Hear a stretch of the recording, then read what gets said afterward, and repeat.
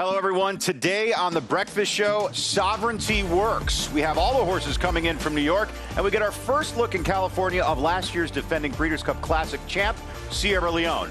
So get your cup of coffee, because we got Ted Noffey. It's breakfast at the Breeders' Cup.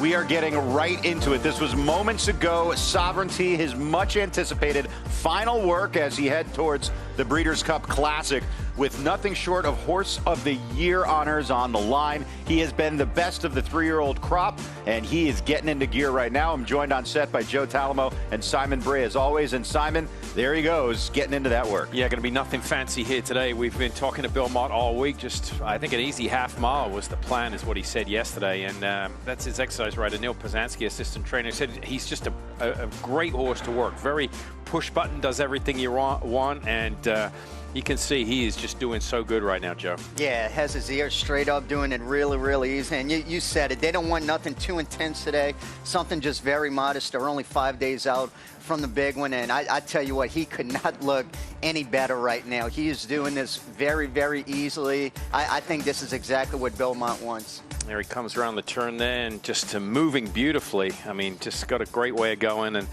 you know, the longer we've been here, you know, we were out at dinner last night talking to a couple of people, and they just, this is the talk, Sovereignty, how good he looks, how well he's doing. The word around town is that, you know, he's just doing so good. I mean, probably the best he's done his whole year, and he looks like it. I mean, just look how fluid his stride is. He cannot be hitting the ground any better, doing this very, very easily. Like I said, we're only 5 days out. Not going to be a really big gallop. I'll just kind of stretch his legs, and I think he got out exactly what they wanted to with this. It's not often that the Breeders' Cup Classic winner gets outshadowed by a three-year-old the following year, but I feel like that's the case here in 2025. As Sovereignty stopping the clock there in 49-4 for that work and doing it as easily as possible. Yeah, I tell you what, Bill's going to be really happy. I mean, great job, Neil Poznanski. I guarantee you, I guarantee you, he told him to go 49 or 50. And he hit it right on the mark. Absolutely perfect.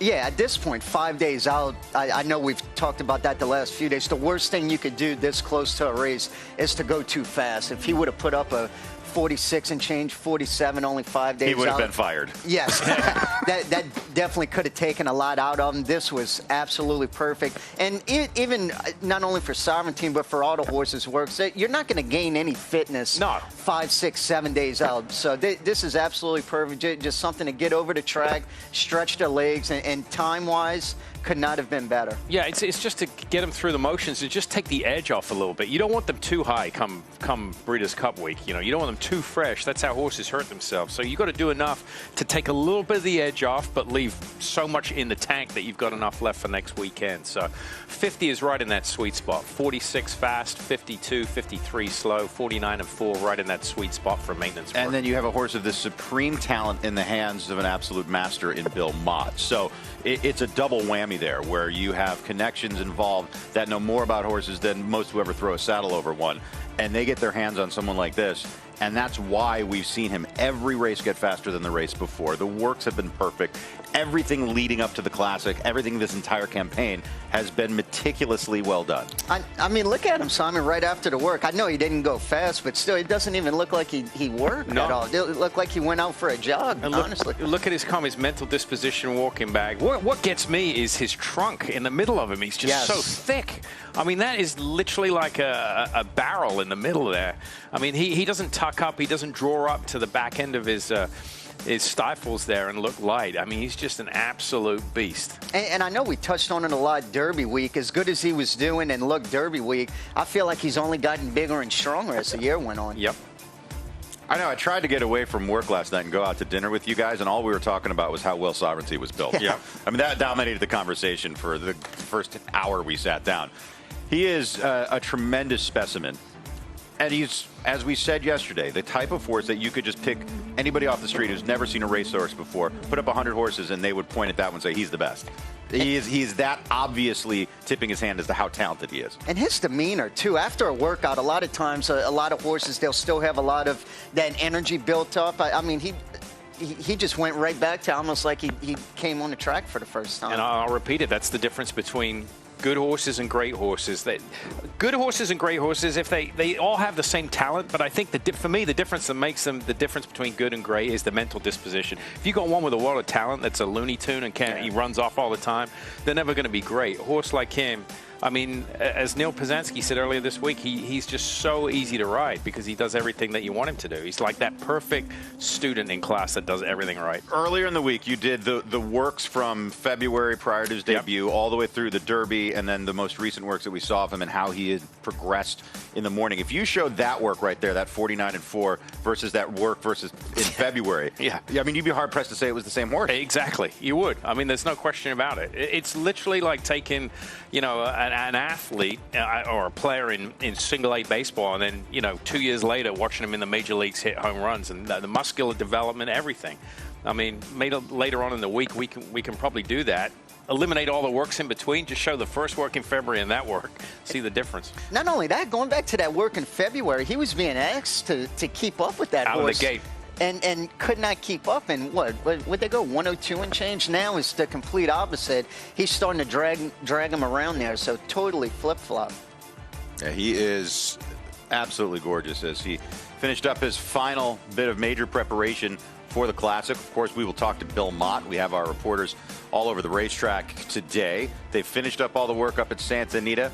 They've finished up the work in Kentucky. We're going to have everybody here at Del Mar. Everyone's shipping in. Tomorrow we'll get a good look at all the Euros who come in. But today, a number of New York horses hitting the track for the first time. A lot of them coming in yesterday and last night. Yeah, looking forward to seeing them. We haven't seen much of those. One quick thing. I just want to backtrack on Bill Mott for a second. It's something that shouldn't be dismissed. Doesn't want to overshadow the Breeders' Cup. He has actually got a runner on Saturday in the Melbourne Cup in Australia. He's the first American horse ever to run in the Melbourne Cup. I mean, that's history-making if he could pull off the Breeders' Cup Classic and the Melbourne Cup on the same day. Parchment Party for Pin Oak Stud. They want a kind of a win-in-year-in race for the Melbourne Cup, the Belmont Gold Cup. So, I mean, that's an unbelievable achievement if you can pull that off. And then, didn't you say Johnny Velasquez was going to try and ride here and then I think with the time change, he can make it. Well, they'll probably be on the same plane as Nick Luck. Let's take a look at our cast and crew today. Very pleased to welcome to the program for the first day. You know him, you love him, Richie Prasad. In from Great Britain, we will be checking him with a little bit. We have Joaquin Jaime and Andie Biancone without her unbranded hat. Joining us first of all, Andie, what do you got? Mike, good morning. As you guys said, Sovereignty just put in a fantastic final work. We got eyes on him walking off the track, and Joe was spot on when he said this horse was not blowing a candle. It's funny, he almost looked like he got a little more hot in his gallops versus his breeze. Not a drop of sweat on him, and that's because it's just so easy for him to go that speed. But he is a more aggressive horse to gallop, and really good display of horsemanship from the Bill Mott team, with Neil Poznanski being his breeze exercise rider and Jimmy Keyspray being his gallop rider. It's like Sovereignty knows he's going to breeze when he has Neil on his back, and the Connections opted to jog one lap the wrong way and go straight to the pole versus doing Bill's typical gallop a mile warm-up before the breeze just to keep him relaxed because he can get keen. But Sovereignty looking perfect. We'll be checking in with Bill Mott later, but first we check in with Joaquin Jaime. Hey, Andy, good morning to you. So the big name on the work tab yesterday was your Preakness winner in journalism. He worked 5 furlongs in company with his new rider, Jose Ortiz, who's going to be aboard for the Breeders' Cup Classic. And immediately after the work, everyone in the camp was very satisfied in the manner in which he did it. As far as today and what journalism has done, well, I'm told he's one that generally likes to sleep in a little bit. He got up this morning about 4:45, generally needs a carrot or two to bribe him to go ahead and get out of bed. He's currently walking behind me right now and just getting a little leg stretcher as we currently speak right now. Just had a word with trainer Michael McCarthy as well, and I just asked him how he came out of that 5 furlong drill. Michael just said, all is good, and gave a thumbs up. So positive reports for team journalism the day after his 5 furlong drill in preparation for the Breeders' Cup Classic as we send you to Richie Prasad. Richie, good morning. Great to see you. Joaquin, thank you very much. Yes, it's an absolute pleasure to be back here at Del Mar. I am looking forward to the week ahead of us. It's going to be a quiet day for the Europeans today, but of course most of the attention, as it always is at the Breeders' Cup, will be on Aidan O'Brien. Now, yesterday in France at St. Cloud, Aidan O'Brien had 2 Group 1 winners that took him to a total of 25 Group or Grade 1 winners worldwide this year. That leaves him 3 shy of the world record of 28, which of course he holds, but he has got some amazing chances here at the Breeders' Cup at Del Mar. On Friday, he's got 3 favourites, True Love, Gestard and Precise, all expected to win their respective races on Friday. And then, of course, he's got the Lion and Winter in the mile and Mini Hawk on Saturday in the Breeders' Cup turf. So it's quite possible he might break that world record here at the Breeders' Cup this year. But I think it's confession time for me on this show. I'm obviously hoping that the Europeans have a great time on Friday and Saturday. But as a middle-aged man who enjoys his racing immensely, I've come here this week to see Sovereignty. I've listened to you guys talking about him this morning, and already I'm so excited about seeing what this horse can do. I've been watching him from afar over the last 12 months and just being in awe of what he's done, and I cannot wait to see what he's going to do on Saturday in the Breeders' Cup Classic. He's the sort of horse that I've seen run through the season that I expect to, at some point later on in my life, say, I was there at Del Mar when he won the Breeders' Cup Classic. I hope I'm right, and I hope you guys will help me to believe that that's what's going to happen this week. Richie, I'm with you. There's a part of me that it's beyond just being a broadcaster. It's beyond being a bettor. It's just being a fan. I've seen such an excellent animal, and when he hits the track, he really does grab everyone's eyes. Rishi Prasad, he covers the best racing the world over. I've seen Rishi in Dubai. He's been to Saudi. He's been covering the great racing in Great Britain for years and years. We've had him here at the Breeders' Cup just about every year. And it doesn't matter. It captures the imaginations of everyone when a horse like Sovereignty's out there. I mean, how lucky are we to be up close and personal to him? Literally yesterday we were, 2 or 3 feet away from him. And, I mean, this is going to be one of the best classics in years past. And just to get an up-front close view to him is incredible. Well, I'll put it out there right now. I've put it earlier this year. Rishi, don't worry. You are going to witness history. It's going to be one of those defining moments in Breeders' Cup history. Cigar, Zenyatta, one we'll never forget, the unconquerable Cigar. It's going to be that type of moment, I think, on Saturday. Like Flightline winning by 100 lengths? Yeah, it's going to be, I'm telling you, it's going to happen, Rishi. All right, we will have more from Rishi Prasad. So great to have him back. Such a great part of our broadcast, and a treat for us all to work with him. Let's take a look at some of these classic contenders, though, that have made their way in from New York. It's the threesome from the Pletcher camp: Antiquarian, Fierceness, and Mindframe. So you have the Jockey Club Gold Cup winner, the Santa Anita Handicap winner, and of course the Pacific Classic winner. Fierceness has run 2 of the best races of his career right here at Del Mar. Of course, last year's Breeders' Cup Classic, he was a bang-up second after chasing a very fast pace, and then the Pacific Classic, where he defeated Journalism. This is Fierceness for Todd Pletcher earlier today as he was stretching his legs over the track. Yeah, to me, before the Pacific Classic, I thought his best race was last year, finishing second in the Breeders' Cup Classic. He was right off of a absolute crazy pace, 44-4, going 1.25 miles, and still hung around for second. And then watching the Pacific Classic, the way he went, ducked into the inside rail, did something he had never done before. Had to sit in behind and take dirt, and the way he won, to me, he's coming off one of the best victories in his career. I would agree with that. I mean, he was a little kind of spotty earlier on in his career. He'd win races by 13 lengths, then he would come back and kind of regress a little bit. But I think they finally figured him out. He strung a series of races together that show some consistency, marked by this. This is the Pacific Classic was his best race of his career. There's no question about it. It sets him up here. He's proven over the track. He's proven at the distance. And, you know, Mike Rapoli very, very high on him, as he should be. I mean, he's going to be, you know, one of the top 2 betting choices in the race. There's no question about that.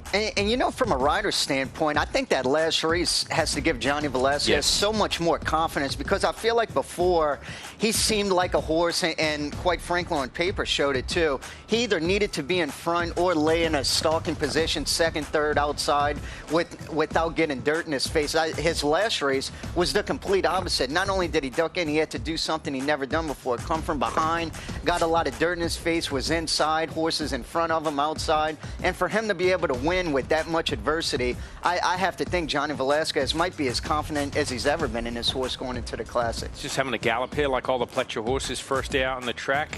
Seems to be just moving very nicely there at the slower paces. Now, Mike Rapoli has been pressed about which one of his charges has more talent and is better, fierceness or mind frame. Now, mind frame, a little more lightly raced, not as accomplished as fierceness, but 5 for 8 in the career, made $1.8 million. He is a Grade 1 winner by virtue of his victory in the Stephen Foster earlier this year. Of course, he had that trouble where he lost the rider in the Jockey Club Gold Cup. But this is a horse who is exceedingly talented, and we can see him bowing his neck out there as he's stretching his legs on the track. Yeah, I mean, anytime you're winning at 7/8 and then you're running second in the Belmont at 1.25 miles, speed and stamina is the mark of a classic racehorse, right? And he has both. And to be able to win at 7/8 and almost win the Belmont at 1.25 miles. So distance not an issue. And I think it's hard to split him. I really do. I know fierceness is a little more exposed, but on running lines with Sierra Leone, his name appears in all the past performances for these major players. He's right there with him. Yeah, and to Simon's point, he ran second, only being a half a length in the Belmont. That was in his 3rd career start. Yep. It's not like he had a lot of races all year, and he broke his maiden in March 30th, so almost April, and then to finish second, only being a half in the Belmont is very, very impressive. Just so unfortunate that incident happened in the Jockey Club Gold Cup last time, but it looks absolutely extraordinary galloping out there. I mean, Todd's horses gallop so kind for the rider. We were talking about this yesterday. This is what kind of an 18-second furlong looks like for a gallop here, just much slower paces, and it's what you want to see first day out on the track. Yeah, and I feel that, especially from here, it's Monday all the way up until Thursday, Friday, and then game day Saturday. They really aren't going to do too much. Their fitness is there already. I know we've touched on it many times. The worst thing you can do, especially 5 days out, and then when you get to 4, 3, and 2, is to do something too much. You don't want really, really quick gallops and try and take too much out of them. Are we forgetting about Antiquarian? I feel like for a horse who won the Jockey Club Gold Cup, he ran a -4 on the sheets when he was second in the Suburban. He's a horse who has just been getting better and better this year. At age 4, I mean, he's going to be a price in the Breeders' Cup Classic, but look, he's beaten some of these. He beat Sierra Leone last time out. I know it was a crazily run Jockey Club Gold Cup. He's been very good thus far. As a 4-year-old, he's never been worse than second this year. He won an allowance race at Gulfstream Park. At Churchill was second in the Blame, second in the Suburban, and then won the Grade 1 Jockey Club Gold Cup last time out. Each race has improved on the Beyer scale, ran a 108 last time. I mean, if he goes back to that 108, he definitely fits in this field. Yeah, I mean, good race. Obviously, it was marred by the incident with mind frame and contrary thinking, but yeah, I mean, he proved he belongs, and even with some of his races, in the Suburban, he's right there with Locked, and he ran in the Belmont. I know he's beaten 7 lengths there, but he's an improving type of horse. I mean, he's the longest price of the 3 that we've just seen of the Pletcher runners, but he deserves a shot to be here. There's no question about it. So Antiquarian, your winner of the Jockey Club Gold Cup, and we bring up that race. It's impossible not to discuss the trouble we saw right out of the gate. As we take a look, it was Mind Frame who lost the rider, but there was action that affected a number of runners in here.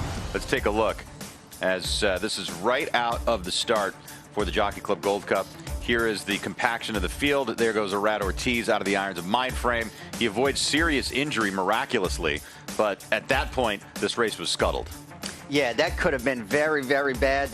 You could see right there the 7 horse with Kendrick Cormouche comes over, and it was kind of a chain reaction with 2 other horses there. And you could see Irad Ortiz right there actually going on another horse and then falling right there. And you spoke about it. He was very, very lucky not to escape serious injury, especially when you fall awkwardly like that. It's not like he was able to roll forward or anything. When you fall kind of backwards and on your side, that's when you could get hurt the most. And thankfully, he did not. And you could see a crazy picture of him right here. I mean, that's the Eclipse Picture of the Year, right? The Eclipse Awards for photography. Oh, one of these two. I'm not sure which one. They're both pretty dramatic. I mean, it was pretty amazing. Irad's holding on for dear life as he's got his arms on Luis Saez, and then he falls down, and by falling, he pulls Luis back into the irons of White Barrio, and then Sierra Leone goes right over the top of Irad. He miraculously misses stepping on him, but that was Sierra Leone's race, so Flavien has to take him back. It was crazy that Sierra Leone could get second after that. Yeah, I thought Flavien Prat did a great job. He kind of steered Sierra Leone around him. And, you know, we watched it, you know, when you watch sports in slow motion, it's like watching a missed free throw or something. In slow-mo, you think, oh, that's easy. Why didn't he make it? When you watch that in slow-mo, you're like, oh, my goodness. You know, it's incredible how he did not get, I mean, stamped on by another horse. He was very, very lucky. And, I mean, look, I don't want to go down that road. It's kind of the elephant in the room. We're going to have Mike Rapoli on our set on Thursday morning sometime, hopefully. So, and I'm sure he's going to bring up numerous subjects, including contrary thinking, the presence of a rabbit in there. He's been very vocal about it. So we'll talk to him about that. But contrary thinking, he was pre-entered. I don't know whether he's going to be entered later on today at the draw show as a pacemaker for Sierra Leone. That'll be fun. Well, rabbits, here's the thing in Europe that they're normal. It's normal. They're accustomed to rabbits, yeah. But we'll save that for later on in the week. Okay, well, how's Nevada Beach going to take the presence of a rabbit? Because this is a horse whose speed has been an asset, but he can stalk a little bit there for Bob Baffert. He really announced himself as a Breeders' Cup contender with his victory in the Grade 1 Goodwood. Yeah, another horse that is improving. He was coming off a little bit of a freshening in the Grade 1 Goodwood. And one thing of note, that was for 3-year-olds and upward. He was facing older horses and won very nicely. We'll get back to Nevada Beach in a moment. Right now, Andie Biancone has caught up with Hall of Famer Bill Mott. Mike, thank you so much. Bill, walk us through Sovereignty's work here.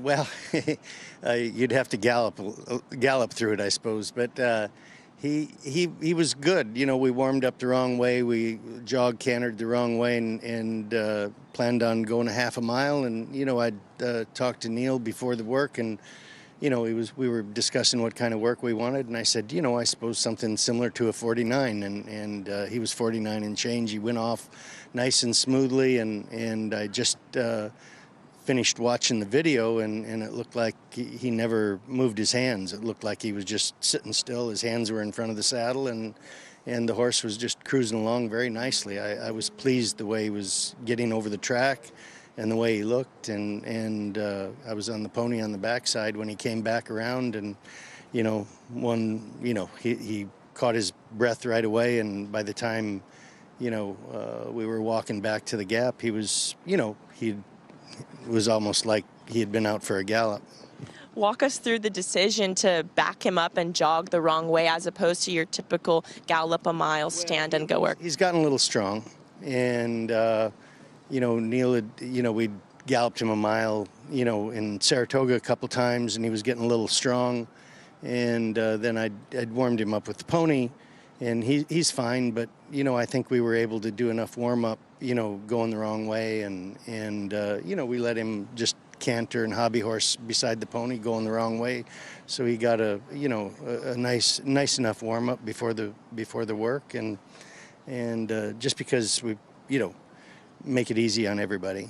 And just an incredible display of horsemanship. Can you go into the psychology a little bit of why having Neil as his typical breeze rider and Jimmy Quispe as his gallop rider, how that can help a horse like Sovereignty? Well, the horse has gotten a little stronger to gallop, and Jimmy's a little bigger than Neil, and he's been able to, handle him very well in the mornings. I was happy with the way Jimmy had galloped him and got along with him well enough. His, pace was good, but Neil is, a very experienced work rider, and he was an Eclipse Award-winning jockey back in the day, and so he's got a lot of experience, and that's the, coming into races like this, that's what you want. You want somebody, with the most experience and somebody that you have a lot of confidence in and is going to get the job done the way you want it.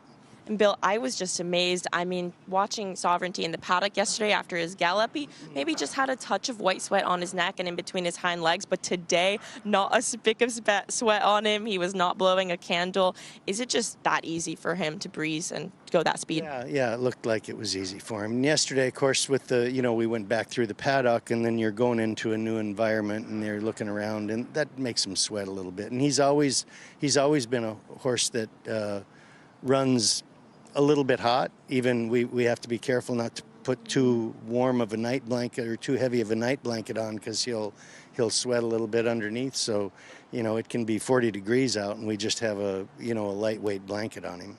Well, Sovereignty could not look any better this morning. Bill, thank you so much. Okay, thank you.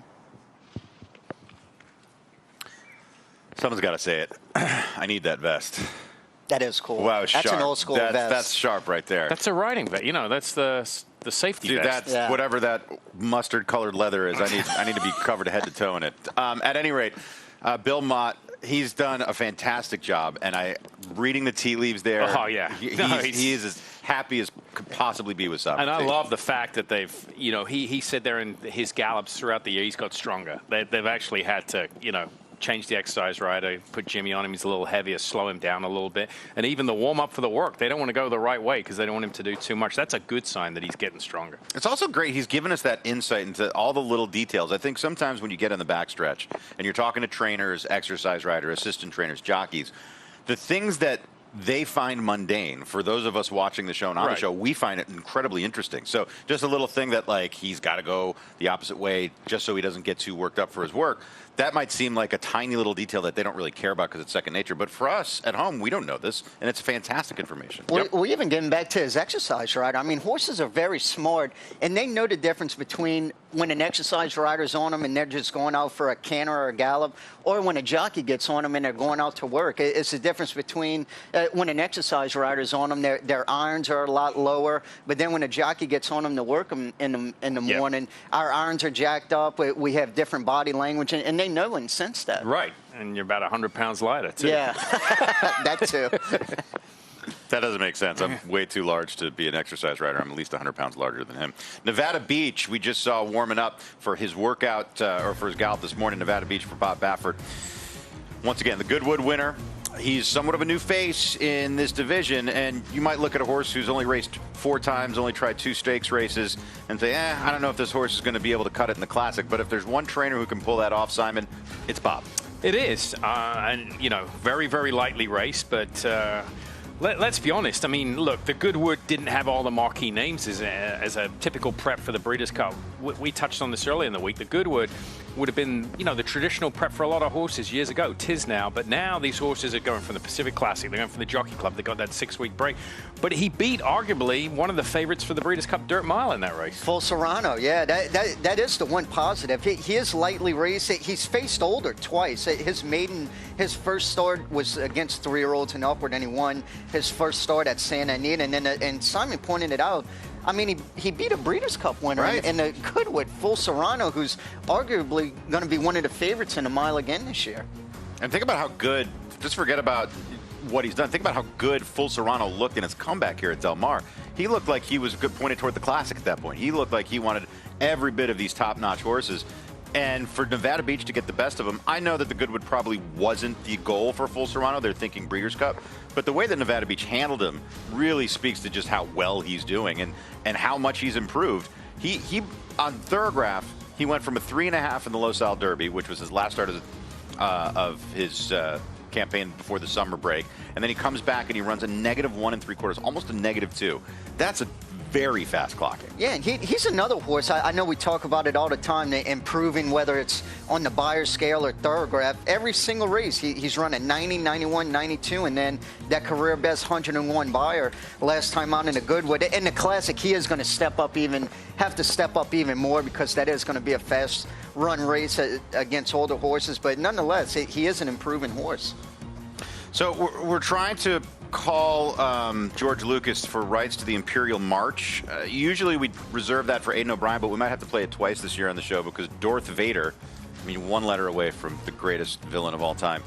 For the George Weaver barn, you could play the Imperial March for as well, as we're going to check in with Joaquin, who's standing by near this top distaffer. Yeah, Mike, we take you to the Breeders' Cup Distaff division. We continue to make our rounds here on the Del Mar backside with horses that had morning workouts yesterday for their respective Breeders' Cup races. And as you mentioned, Darth Vader is right behind me over my left shoulder here. She went 4 furlongs and 49 yesterday.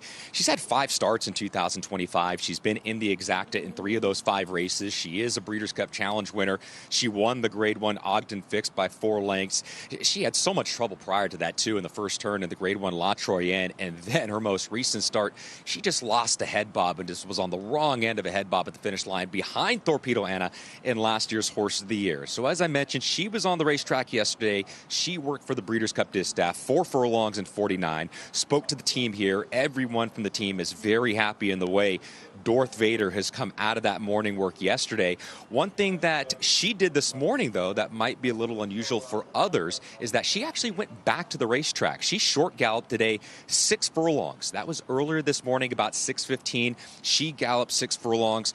Generally, others, they don't do that after a morning work. They usually have a rest and recovery day and just end up walking around the barn. Not for Darth Vader. She galloped 6 furlongs earlier on this morning, guys. And Mike, all reports very happy from the team here with Darth Vader as she heads in to the Breeders' Cup Distaff this year for trainer George Weaver. So that's interesting, Simon. So the 6 furlongs today after the work, that's not usual, but why would a trainer make that decision, and what does that tell you about how she's doing? It tells you that she's doing good to go back out there, you know, out to the track. Absolutely. So, yeah, I mean, I think that's a positive. She looks good. I always get that style shot there where a horse is standing there with one leg resting up. To the untrained eye, a lot of people go, oh, what's wrong with the horse when they're standing? That shows you a horse that's relaxed. A lot of horses, when they're in the stall, they'll stand like that. They'll stand on 3 legs, rest one, just stand there like that. So nothing to be concerned about. I wasn't concerned. Were you concerned? I wasn't. I am concerned for Baeza because he keeps running into these monsters. Can he turn the tables on sovereignty, on journalism, on these older horses in the classic division? He's out of one of the most prolific families in racing over the last 3 years. We'll see if Baeza can get the job done this weekend. We'll have more after the break.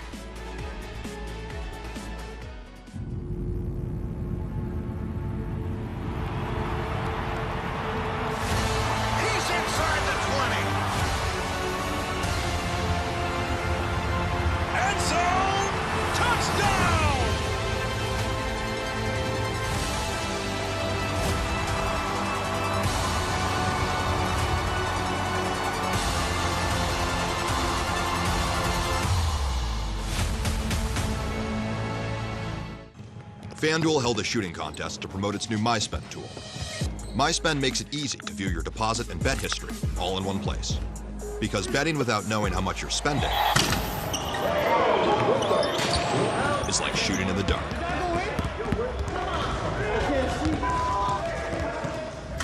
See the whole picture. Make FanDuel's MySpend tool part of your system and stop shooting in the dark.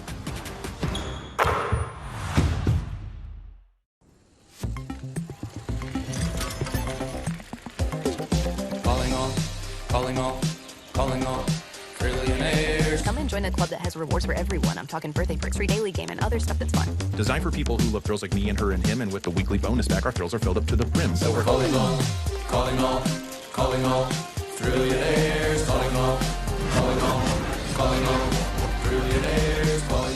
Calling all trillionaires. FanDuel Casino.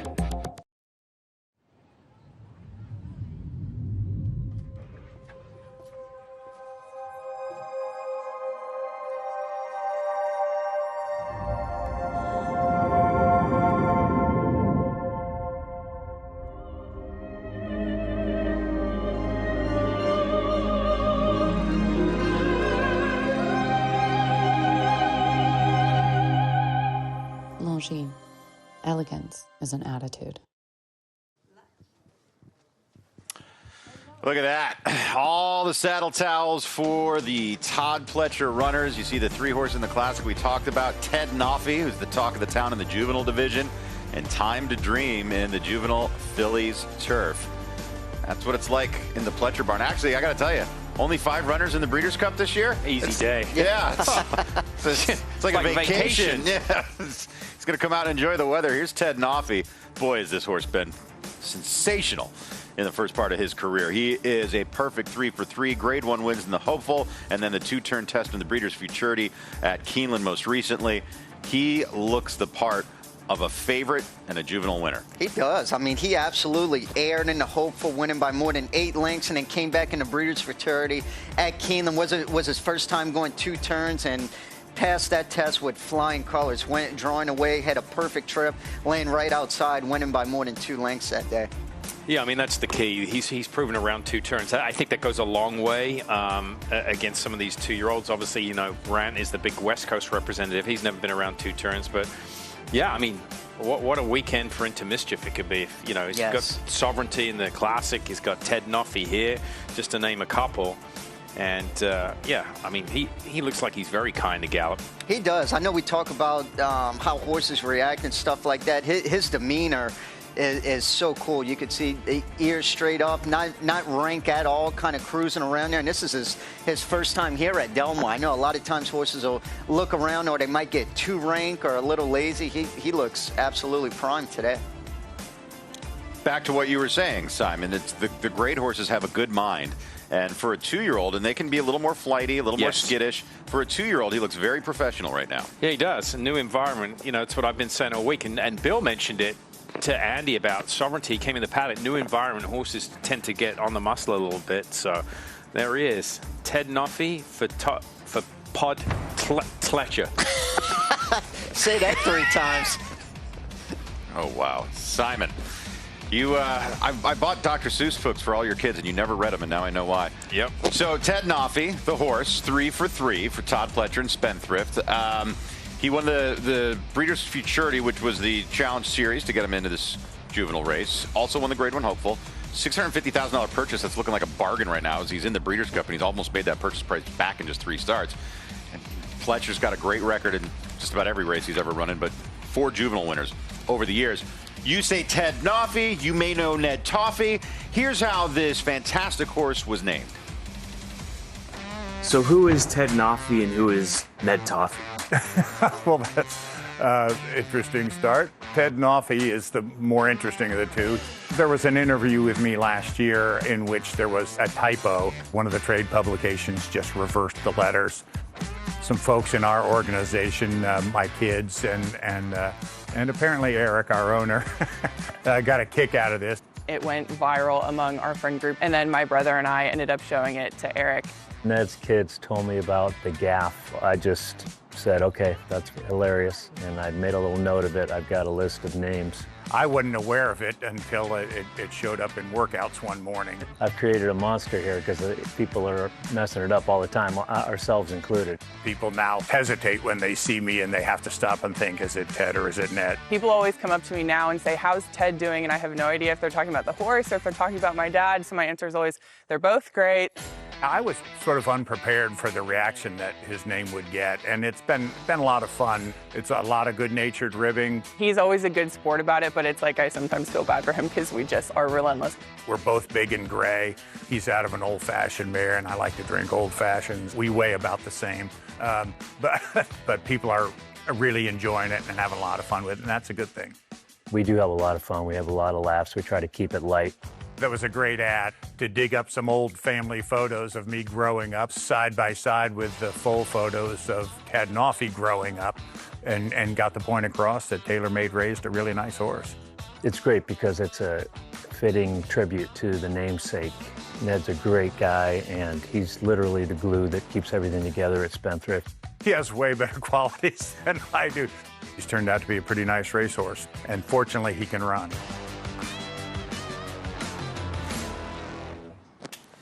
It's great, and the thing is, and this always would give me trepidation if I was naming horses, you name these horses, you don't know what they're going to be.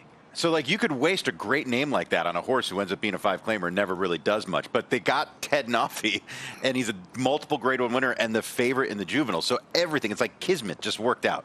And when we've been in this game so long, how often do you see that, too, when you name a horse after a relative, a friend, something special that happened, and to Mike's point, that they might not even win?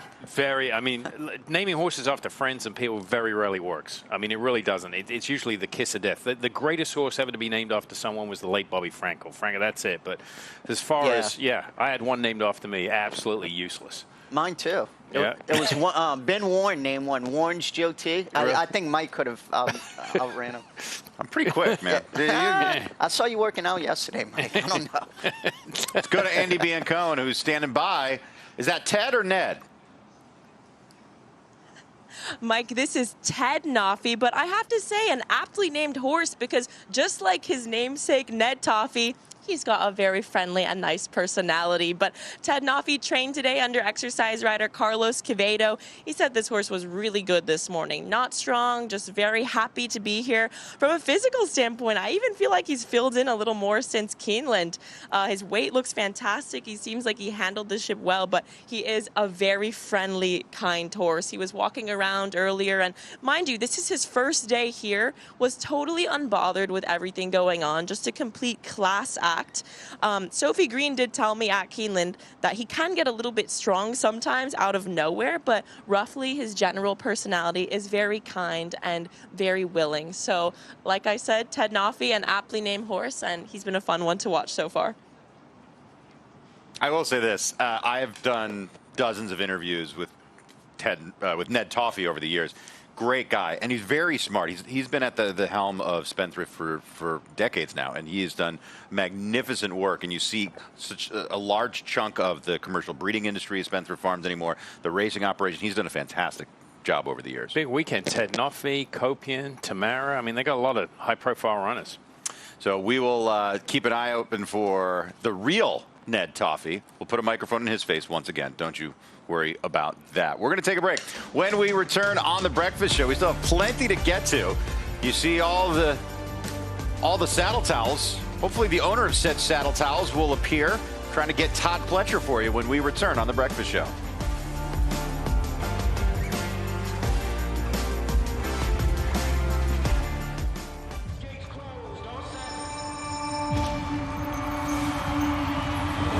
At Calumet Farm, we're proud to offer proven stallions to fit every breeder's needs. With over 72 million in progeny winnings on dirt and turf, our diverse roster is producing the champions of today and tomorrow. Calumet Farm, a legacy reborn.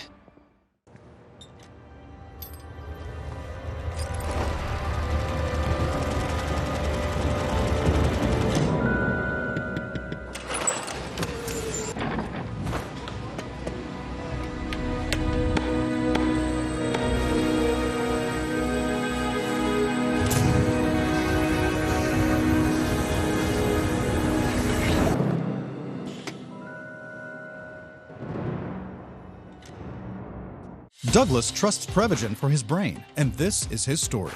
I'm Douglas, and I'm from Chicago. I was looking for something specifically for my brain. That's when I chose Prevagen. And the confidence I've received from Prevagen allows me to continue to do those things that I love. I have been taking Prevagen for more than 9 years, and it really works for me. Prevagen has been the #1 selling brain supplement nationwide for over 10 years.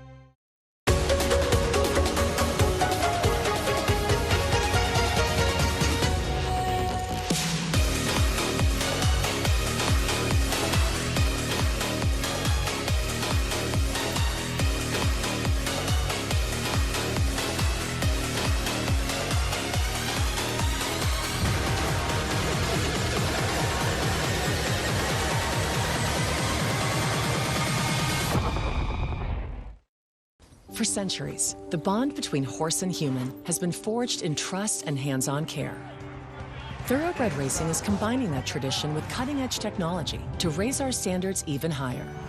New investments in wearable biometrics, advanced imaging, and AI help optimize our safety programs. That opening quarter mile was a quick one. Every day, a commitment to improving their care. So win or lose, it's safety that runs first. To learn more, visit safetyrunsfirst.com.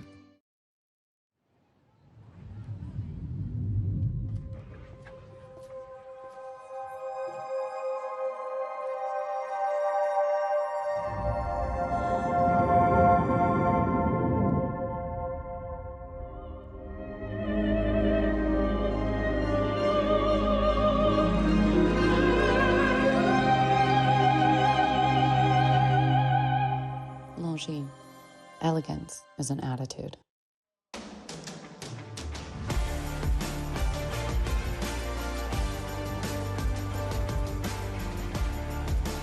Well, the GOAT has arrived at Del Mar, and no, I'm not talking about Saffie Joseph's GOAT Brownie. I'm talking about the greatest of all time, Todd Pletcher.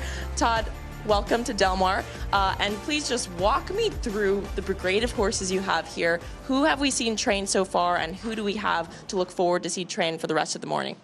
Well, we've trained 5 of the 7 so far. We took the 3 classic horses out first.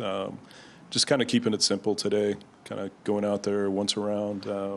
All handled it really well. So we've just got Celebrity Warrior and Tommy Joe left to go. In terms of these horses' dispositions, how they are in the mornings, I mean, are they aggressive? Are they relaxed? How would you go through these horses? The 3 classic horses are all pretty straightforward to train. Fierceness is very laid back, and Mind Frame will sometimes take a little more of a grip, as you might know from getting on him at Churchill before he won the Stephen Foster. Thank you. And then Antiquarian, he's pretty straightforward as well. So, you know, for 3 really high-class horses, very talented horses, their dispositions also make them good. Have they all put in their final preparations at Saratoga? All their final breezes have taken place. We'll probably stand them at the gate on Wednesday, just to make sure the gate crew here is familiar with them, and paddock school on Wednesday, and just pretty much routine gallops up to the race. Focusing in on your 3 classic horses, you know, a lot of drama kind of over the summer. Fierceness here obviously aired in the Pacific Classic. He drew the rail and kind of tried to make that temporary gap. With the post position draw being tonight, do you have any concerns about him drawing the rail again, or do you feel like that's something he's overcome at this point? I absolutely don't want to draw the rail, so I'm not thinking about it at all. Just trying to will it not to happen. So, you know, look, would he do that again? I don't know. It's an awkward setup, and as you know, a lot of time horses look for an open space, and you know that's what he did. We were very, very fortunate to overcome that, and Johnny did a great job of not only staying on but getting him corrected and you know, winning from there. So, but yeah, no bones about it. We don't want to draw the 1 hole again. And with Mind Frame, I mean, in the Jockey Club Gold Cup, you've said it yourself, this horse is a generational talent. He's extremely special. Just walk us through that incident. Obviously, he came back in great order and everything, but do you feel like that affected him in any way? You know, I don't think so. Nothing that we've seen physically or mentally has changed. He's still breezing as well as he always has. You know, I think my biggest concern is from a conditioning standpoint, you know, I don't know what we got out of that. It wasn't obviously a truly run race. He did go around there, you know, about 1 1/8 miles, and he was running, but thankfully he didn't do what a lot of loose horses will sometimes do and just run, you know, in a panic state. He maintained his composure, kind of just drifted out into the middle of the track and slowed down to a bit of a gallop. My biggest concern watching it was going past the quarter pole gap. That's the gap that he goes on and off of every day when he trains at Saratoga on the main track. And I was just concerned he was going to be looking for that exit and either, you know, try to jump the rail or, you know, whatever sometimes loose horses will do. And once he got past that, then I was able to kind of refocus on Antiquarian and get to enjoy the last 1/8 of a mile. But yeah, it was pretty scary, not only for Mind Frame, for IRAD, you know, and yeah, it was just, you know, unfortunate for the whole day. Did you have to alter Mind Frame's training after that race, just given that maybe he didn't get the full fitness he would have if he run the race properly? Well, we kind of kicked around the idea of, do we want to come back and you know, maybe go to the Lucas Classic in between, or do we want to try the Woodward, or do we stick to our original game plan and train up to the Classic? And we just felt like our best chance of having a peak performance in the Classic was to train up to it. And Antiquarian, I mean, the chunky guy that tries his heart out. How is he coming into this race? Obviously, he's put in some massive efforts throughout the entire year. Do you feel like this is a horse who is approaching his peak? I think he is. I mean, he keeps getting better and better. His you know, races are better and better. His figures, you know, are super competitive in this race. Yeah, like I said before, the Jockey Club, I wouldn't sleep on Antiquarian. Todd, thank you so much for your time. And also, Lenny Lou has been dragging me every single day, so maybe I might steal Carlos to get on Lenny Lou. I will get on Mind Frame, and we'll all be settled for the rest of the week. That could work. Well, over to you, Joaquin. Andy, thank you. We'll go ahead and stay with the New York horses, from Todd Pletcher's Breeders' Cup horses now to Chad Brown's Breeders' Cup horses, who just got into town here at Del Mar. This is when it really starts to feel like Breeders' Cup week to me. Why is that? Because just in this barn alone, right behind me, there's 2 Kentucky Derby winners here. You have Sovereignty, who's walking around right now. You have Mystic Dan, another Kentucky Derby winner, who's in this barn. You also have 2 Breeders' Cup Classic winners right here, because Wyatt Abario for Safi Joseph, he's on the other side. He won the Breeders' Cup Classic a couple years ago. And you also have Sierra Leone, who just got tacked up and is walking around as we speak right now. So between Kentucky Derby winners and Breeders' Cup Classic winners, 4 of them total are walking around right now. And speaking of Kentucky Derby winners, there is Mystic Dan. He's going to be in the Breeders' Cup Dirt Mile this year for trainer Ken McPeak. But as I mentioned, the Chad Brown runners have come into town. You can see a couple of them. There's Sila. She's going to be in the Breeders' Cup Distaff for Bill Mott, as well as the next sets for all these teams are getting ready to go out. But staying with the Chad Brown runners, you can see some of the saddle towels right behind me that he has hanging up right here. Hill Road in the Breeders' Cup turf. He was on the Triple Crown Trail for a little bit. They put him back to the grass in his last couple starts. You have redistricting in the turf as well. He just missed behind a 2-time Breeders' Cup turf winner in Rebels Romance in his last start. Contrary thinking, he's going to be in the Breeders' Cup Classic. Of course, with last year's Breeders' Cup Classic winner in Sierra Leone, as I mentioned, he's getting tacked up, guys. He's going to be headed out for a jog as soon as the track opens up in just a moment right now for trainer Chad Brown. Thank you very much, Joaquin. And yeah, that's a lot of star power on one little walking path there around the barn. Yep, sure is. I mean, 2 Derby winners and 2 Classic winners in the same barn. You don't see that every day. No. Or ever. Let's talk. Do you want to talk Classic? Do you want to get to do you want to get to Baeza right now? The Let's horse do it. Yep. Look, he's got something to prove against older horses. He's got something to prove against Sovereignty and Journalism. But if you take Sovereignty and Journalism out of it, this horse wins the Triple Crown, basically. I mean, he just keeps running into monster after monster. But he is so talented, and he has such a good way of going. And 1.25 miles just hits him right between the eyes. Said it all week. He's just having to come into a rough year. You take Sovereignty out, Journalism's a Triple Crown winner. You take Sovereignty, Journalism out, Baeza is a Triple Crown winner. And I was happy, kind of like Journalism got his shot in the Preakness when Sovereignty bypassed that race. Baeza got his chance. He deserved to win a big one. He got his chance in the Pennsylvania Derby when both those 2 horses elected not to run. But I thought his work was very good. We saw it earlier this week with John Sheriffs, and here he is out of his work. As I mentioned, you want to see how they come out of it, and the work hasn't affected him at all. It looks really good. No, he looks picture perfect out there. Energy's really good, body language really good, and you guys said it. I mean, it's unfortunate for him that he's had to run into Sovereignty and Journalism this year, but even in all those defeats, he's still a horse that is on the improve. I feel like each and every one of those races, from a numbers perspective, it is just slowly kind of getting better and better, and looks like he's in peak form now. Let's take a look at that Pennsylvania Derby, because Baeza was very good that day. It's a 2-length victory over Magnitude. And don't forget, Magnitude, I mean, he's shown flashes of absolute brilliance. After his performance in the Risen Star, we thought he was going to be the Derby favorite before we found out he had to go to the sideline with a chip in his ankle. But Baeza bested him, and they were well clear of whoever ran third. Yeah, he powered away very, very impressively here. He was coming off that second-place effort in the Jim Danny to Sovereignty, and finally got his first Grade 1 win there in the Pennsylvania Derby. And as we alluded to, very deserving, too, because he had to run into Sovereignty and Journalism all those races. Well, we saw in the shot there, Joaquin, Chad Brown was standing over your shoulder, so you only had to make a few steps to get him. Here is the former Eclipse Award-winning trainer with our reporter. Go.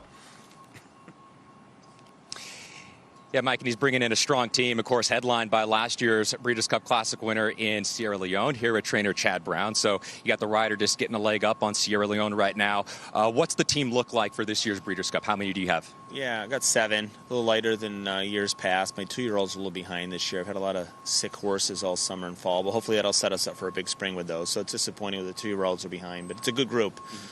They hear from them at age 3. But yeah, Sierra Leone's coming out here. We have some turf horses that have interesting shots. Village Voice is an interesting horse. It's only run once this year, but she's got a lot of upside. And Program Trading's flying in today. Just finished second in a Grade 1. I'm going to try him in the mile. And a couple other horses in the 1.5 miles are outsiders. Redistricting in Hill Road. We're going to take a shot in there and see what happens. And yeah, I mean, we're we're going to base the weekend around the big horse and see if we can pick up some pieces on the other races.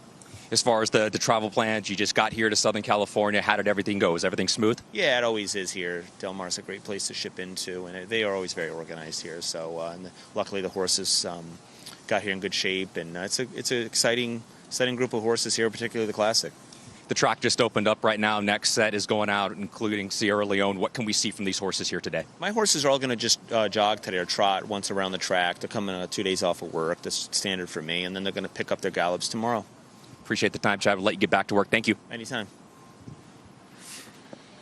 Thank you very much, Chad Brown, Joaquin Jaime, as Chad has a busy week in front of him as well. He always has a busy week. Guy's got a million horses, and it seems like they're all Grade 1 winners. At any rate, yes, the Chad Brown runners are in. And I know we're supposed to be thinking about Breeders' Cup. Didn't they get you thinking about Derby horses from the Chad Brown barn next year? It's like, oh, a little behind on the 2-year-olds.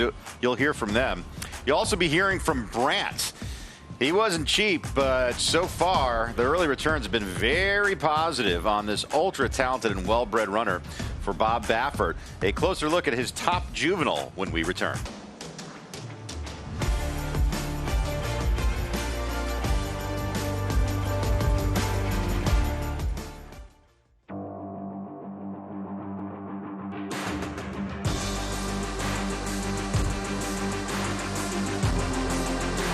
Bright future indeed. Bright future, the son of Curlin to win by 4. Bright future, Proxy, here's the line. Photo finish, Bright future. Bright future, look at that. Bright future, the class prevails.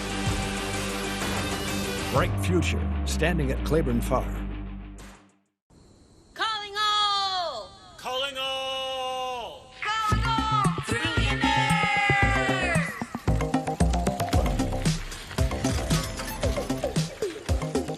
Calling all, calling all, calling all, trillionaires, calling all, calling all, calling all, trillionaires. Come and join a club that has rewards for everyone. I'm talking birthday perks, free daily game, and other stuff that's fun. Designed for people who love thrills like me and her and him, and with a weekly bonus pack, our thrills are filled up to the brim. Can you thrill me? Yeah, because this will be like the most amount of pure glee that ya ever gonna get from rewards that start day one. So we're calling all, Calling all, calling all, trillionaires, calling all, calling all. Calling all, trillionaires, calling all, calling all, calling all, trillionaires, calling all, calling all. Calling all Trillionaires. FanDuel Casino. You might take something for your heart. You might get support for your joints. Or even use something for your digestion. So why wouldn't you take something for the most important part of you? Your brain. People all over the country take Prevagen for their brain. In fact, Prevagen has been the #1 selling brain supplement nationwide for over 10 years. The most important supplement for the most important part of you. Try Prevagen for your brain today.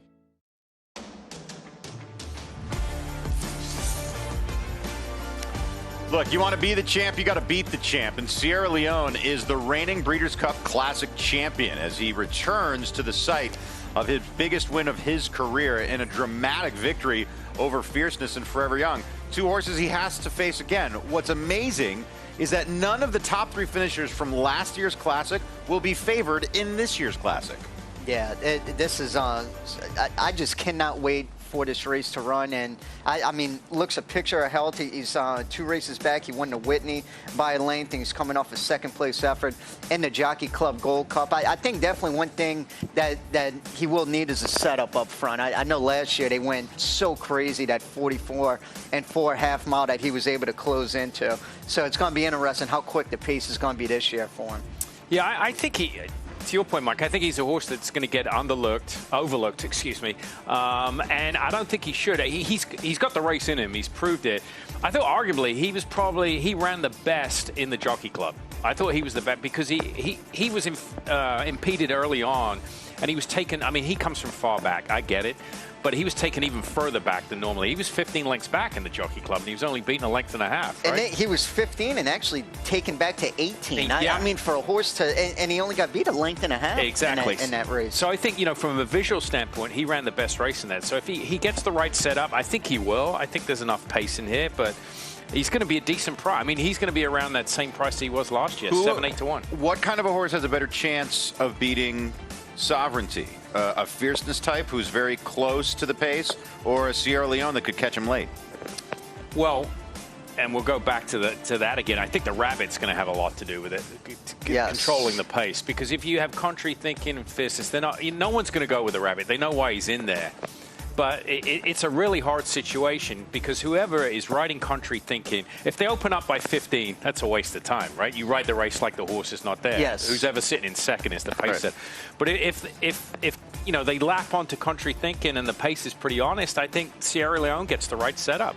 What was amazing about last year's Breeders' Cup Classic, as we take a look back to a year ago, it was how fast the pace was and how fierceness was very close to that pace, and he never backs out. It took an excellent run from Sierra Leone to best him, and that's why many think that even in defeat at the time, this was fierceness's best performance of his career. Oh, I still think that. Before he ran in the Pacific Classic, to me, even though he was in defeat here, but take away all his wins, I thought that was his best effort. I mean, to go a mile and lay close to a 44 and 4 half mile and hang around would be impressive. That was a mile and a quarter. I mean, you rarely, if ever, will see a half mile that fast.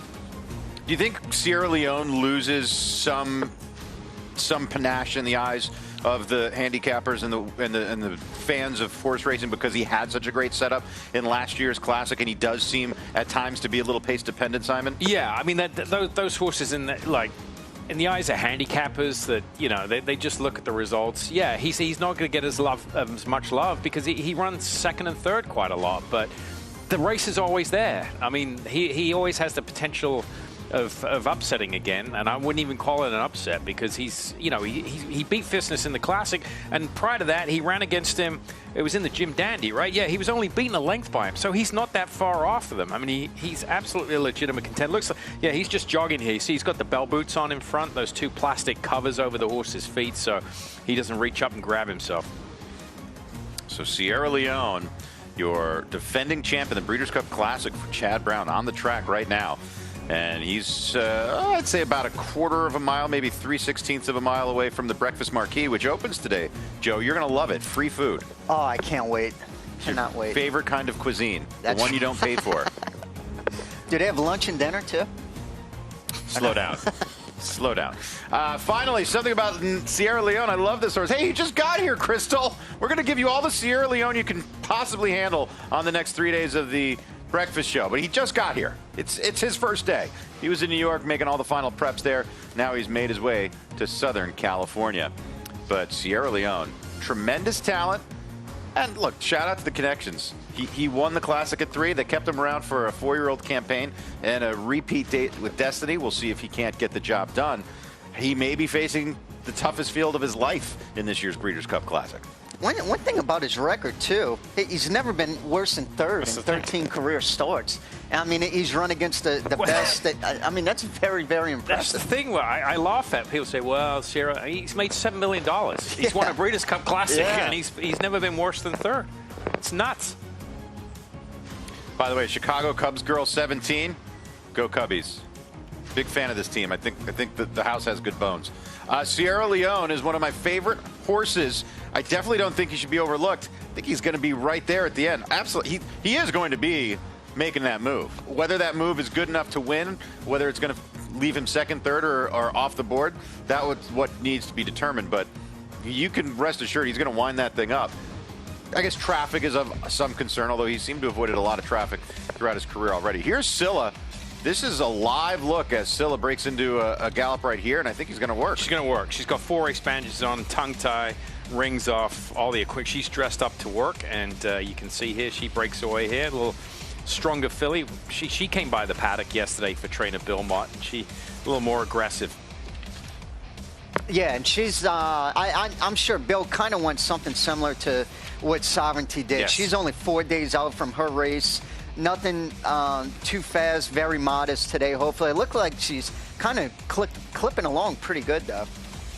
Yeah, she is. She's a little quicker than what we saw with Sovereignty. My guess is she's the type of filly that you've got to give her a head just a little bit, because you start fighting and reaching out with her, then it just becomes a wrestling match. But Look at the way she moves. Just bounces over the track. Beautiful mover. Yeah, it looks like she's coming back to the rider really nice now. Look at the stride on her, too. She's going out really good. I wouldn't expect a huge gallop out either, with her only being 4 days out from the distaff. So Sila making her final prep here at Del Mar. This is live. We'll get you the time of that work as soon as it is handed in to us. But she has been very good in her 3 years on the track. She's a 5-year-old mare now by Tappet, and she has got tremendous residual value as a broodmare as well for Juddmonte. But right now, the racing is of the utmost import as she heads into the distaff. Yeah, she was in a filly and mare sprint here last year, finishing 4th, only beating a length that day, and then is coming off a nice 3rd place effort in the Spinster, where Gin and Nitrogen were 1-2 in there. She hasn't won since the Fleur de Lis of 2024, Simon. Is that a concern? Yeah, I mean, look, I think she's got to improve a little bit, but again, she's remarkably consistent. It's not like she's running bad races. She just fills out the exacta and the trifecta more often than not. So, you know, she's bounced around. She's been kept at one turn. She ran respectably in the Spinster, 46 3/5, so fairly quick. Yeah, you can tell. Yeah, you could see early on it looked like she was a little bit keen, but then she came back to the rider really nice. But that is a little bit quick, though, with only 4 days out from her race. You think that was by design, or you think that may be faster than what Bill wanted, Simon? It's hard to tell. I mean, it might be a little quicker, but she might be I mean, I'm looking down at her works before. She's worked in 48 and 40 a couple of times, so I mean, she can go that. And they might have just went a little quicker than what they anticipated. We'll see. I'm guessing it's a little quicker than what yeah. Thank you, Joe, for the straight answer. As there's a look at Sila going to the backstrap. I mean, he hasn't worked for Bill Mott in years, but he still acts like the employee sometimes. Well, you never know, and I'll tell you why I bring that up. When I came to, I'll give you a little story. I came to the Breeders' Cup with him in 1997. Bill was known for working 5/8 and 102, a half and 50. And the only reason I say that is because I was out here on my own with all the horses before he flew out and was giving them a workout. And he called me up on the phone. He goes, we ran 1-2 in the distaff, 2nd in the Breeders' Cup Mile behind Spinning Wild, and 2nd in the Classic behind Skip Away. And he goes, I want all these horses to work 5/8 and 59. And I'd never heard that come out of his mouth before. And I was like on the phone, like, just silence. And I started laughing. He's like, yeah, absolutely. He goes, I want them all to work in 59. We're in California. That's what they do there. I need to sharpen these horses up. So that was 2 weeks out. This is only a week. But that's why I err on the side of caution. You never know. I will say this, in California, and this is our backyard where we're having the Breeders' Cup, we have the fastest and the fittest horses in the world, and there's no question about that. Well, because they get there's one of the things, having worked on both coasts, I found out here, there's no days off here. The weather doesn't. Yeah. A lot of times back east, you're forced to not train because of the weather or train lightly. Here, you train every day because of the weather. We're also on an island, too, so if your race doesn't go, you better be ready when your race goes. Yeah. You better be ready. As we check in once again with Andie Biancone. Well, guys, I just want to let you know the Mark Casse Brigade has shipped in and standing by with the girl who does it all, Nitrogen. Obviously an impressive filly both on turf and dirt. Grade 1 Alabama winner, most recently 2nd in the Grade 1 Juddmonte Spinster, but just an incredible filly to see in person. She is huge, she is imposing, but she is as kind as can be. I mean, she's just been nuzzling my neck, checking out my hair, very polite in the way she checks out the mic.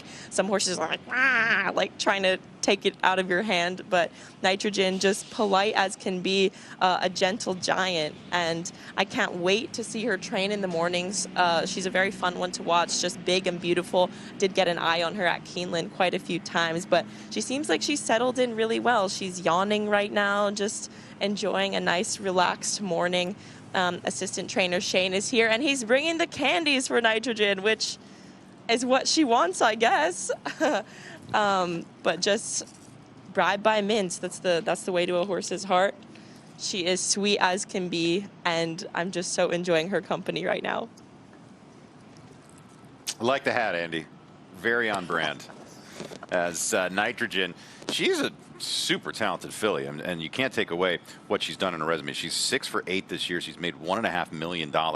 And Mark Cassie's very confident in her abilities. I mean, she started her career off on the turf, and then she ran in a race at Saratoga that was listed on the turf, and then they ended up running her in the slop. She won that, and then aired into Alabama. And I thought probably should have won the Spinster last time. Yes. She kind of drifted out a little bit in the end, only got beat ahead to Jin, and I think it's coming into this race and really, really good fashion. Very talented filly. I mean, what she did on the grass and then make that transition to the dirt later is very, very impressive. So, yeah, I think Mark Cassie's very high on it.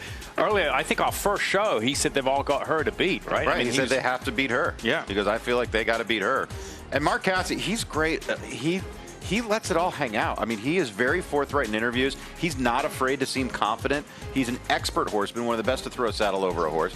And when he has a horse like this in his barn, he's totally willing to say, I think I got the best horse. Y'all got to come and get me. This is what concerns me, though. This is the Alabama. Joe referenced the Spencer. She did it in back-to-back races, yeah. right? Is it when she hits the front? Is she, all by herself? But we've seen it enough now to know that it could happen again on Saturday. And it's interesting too. You'll notice she wears blinkers. If she didn't have blinkers on, I would say, well, maybe she's kind of looking at something at the 16th pole. But that is kind of surprising because the rest of the race, she runs straight. It's not like she's kind of looking and gawking the whole time. So but something like that, especially when you get in bigger and better races like the Breeders' Cup, you can't afford to do that. I mean, just look at the Spinster. She did it and just lost by a head. Yep, good point. There's a look at Nitrogen as she was on the track earlier today. It was under the cover of darkness. Obviously, she's cooling out, having a peppermint with Andie right now, but she is on the track looking strong and looking ready to roll.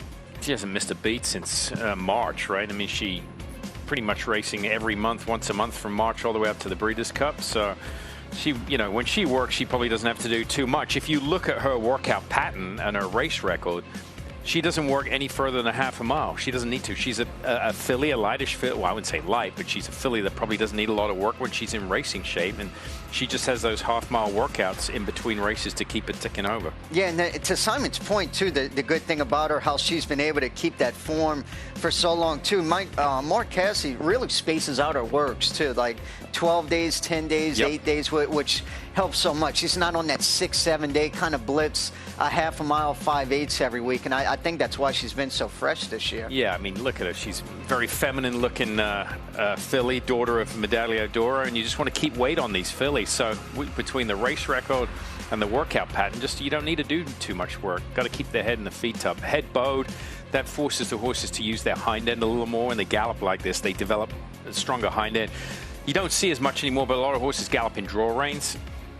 She doesn't have them on. No, those are just regular reins, but it forces horses to bow their head and just use the hind end a little more. And I think it's been so fun to see, too, Simon, because how often you see where horses are so, whether it's a colt or a filly, they look so good on the turf, and the connections just want to try them one time on the dirt, and it doesn't pan out at all. I mean, you could say as good as she was on the turf, she's that much better on the dirt now, winning the Alabama and just missing in the Grade 1 Spinster last out.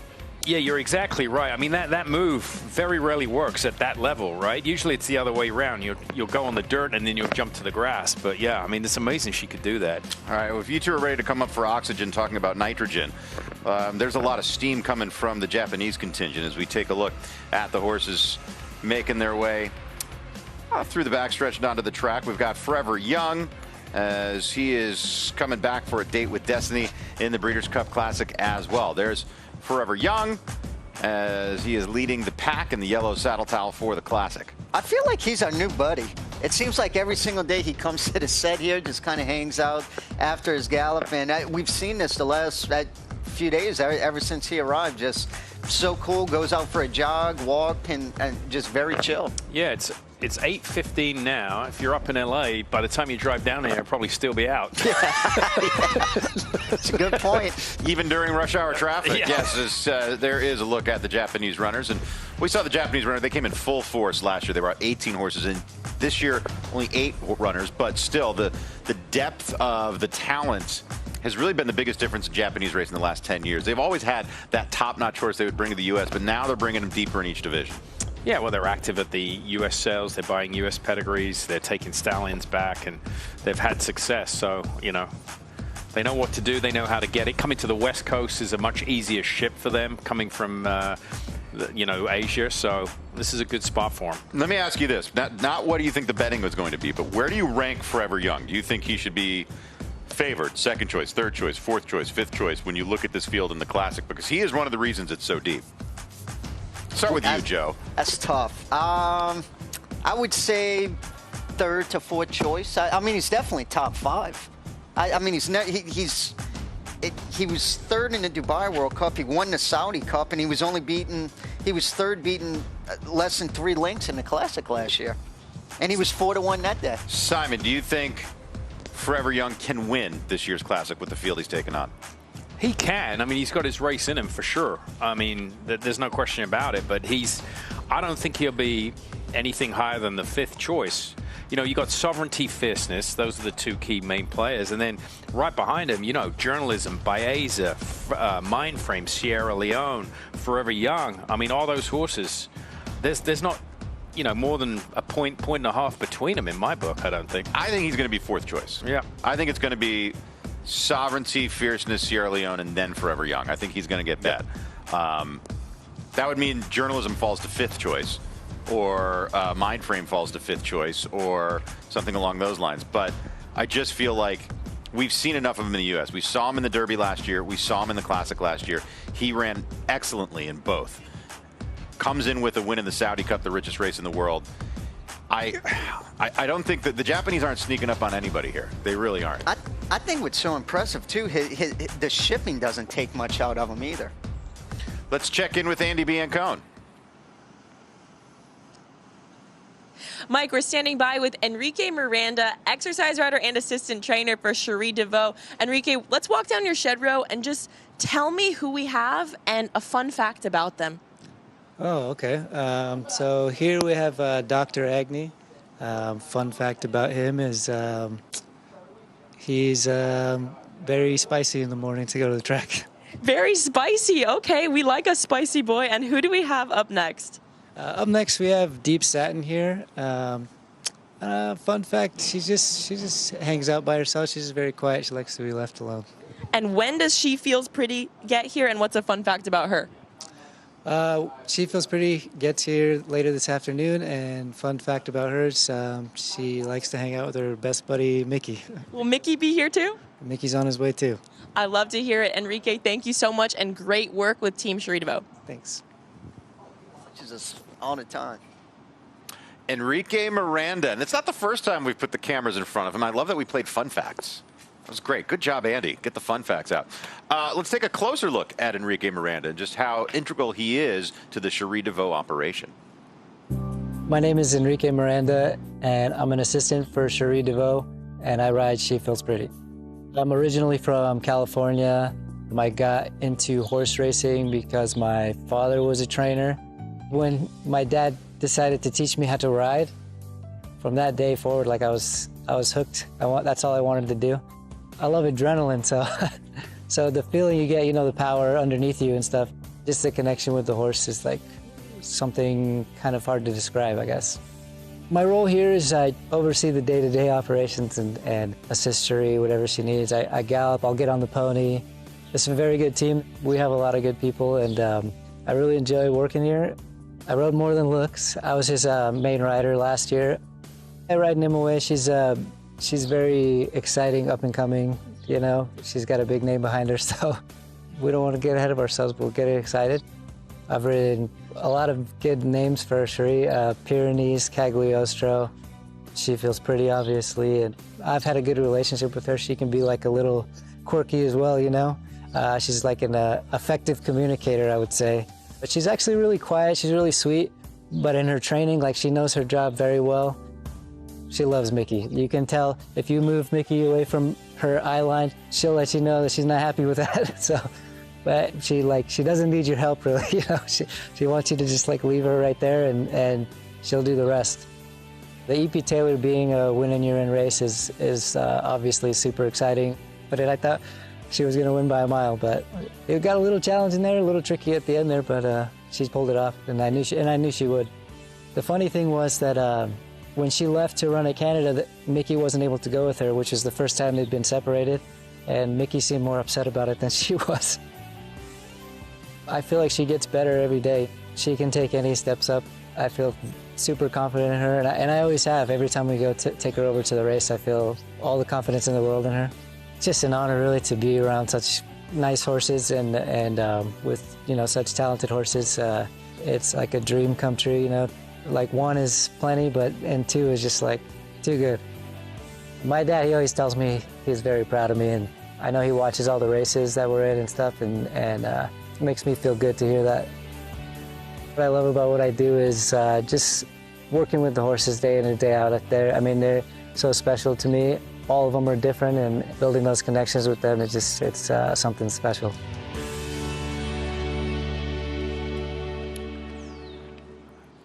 There's no trainer in the game that's hotter than Cherie DeVaux is right now, and what she's done since going out on her own over the last several years, and how quickly she has climbed to the Grade 1 ranks and then winning a Breeders' Cup race with More Than Looks last year.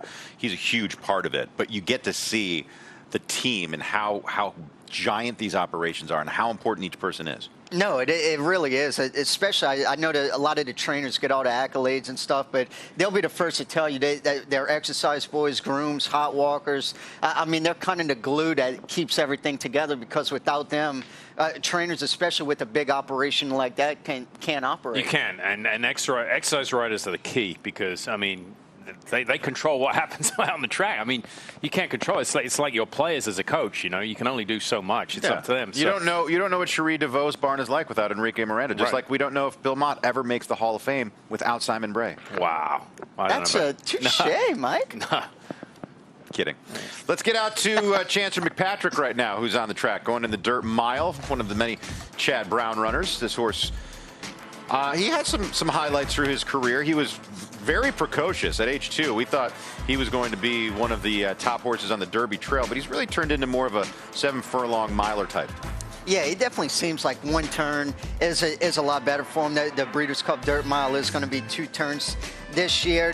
One going a 1 1/8 at Saratoga, 2 back in the curling, but started his career off, like you said, Mike, in really good fashion. Was 3 for 3, winning the Hopeful and the Grade 1 Champagne, and then was 2-1 in the Breeders' Cup Juvenile here last year, finishing 6th. There's a look at him out on the racetrack. This is live, so this is Chancellor McPatrick getting his first feel for the Del Mar surface since last year's Breeders' Cup Juvenile, where he finished 6th as the 2-1 second choice. Yeah, I mean, he was a good early 2-year-old, and then he kind of lost his way trying to find his form. I mean, he won the restricted curling back in July. That was at a 1 1/8, but he's probably got to improve a little bit. I thought his race in the Alan Jerkins showed some improvement. That was one of his better races since his win in the Champagne. So 1 turn, I think, probably is better for him, but you can't do that here. So this is the race he's elected to go in. He seems like a horse too, Simon. I think it's a lot better with a lot of pace to run at too. Yes, yeah, he needs pace to close into, and the pace is going to be fast in that race. And post position going to be key. We keep talking about it. Post position draw today, right? Monday, yeah. Post position is going to be key for this race. Yeah, it's not that I didn't know what day the post position draw was. I just didn't know what today is. Yeah, I have no clue. Hi, it's Monday.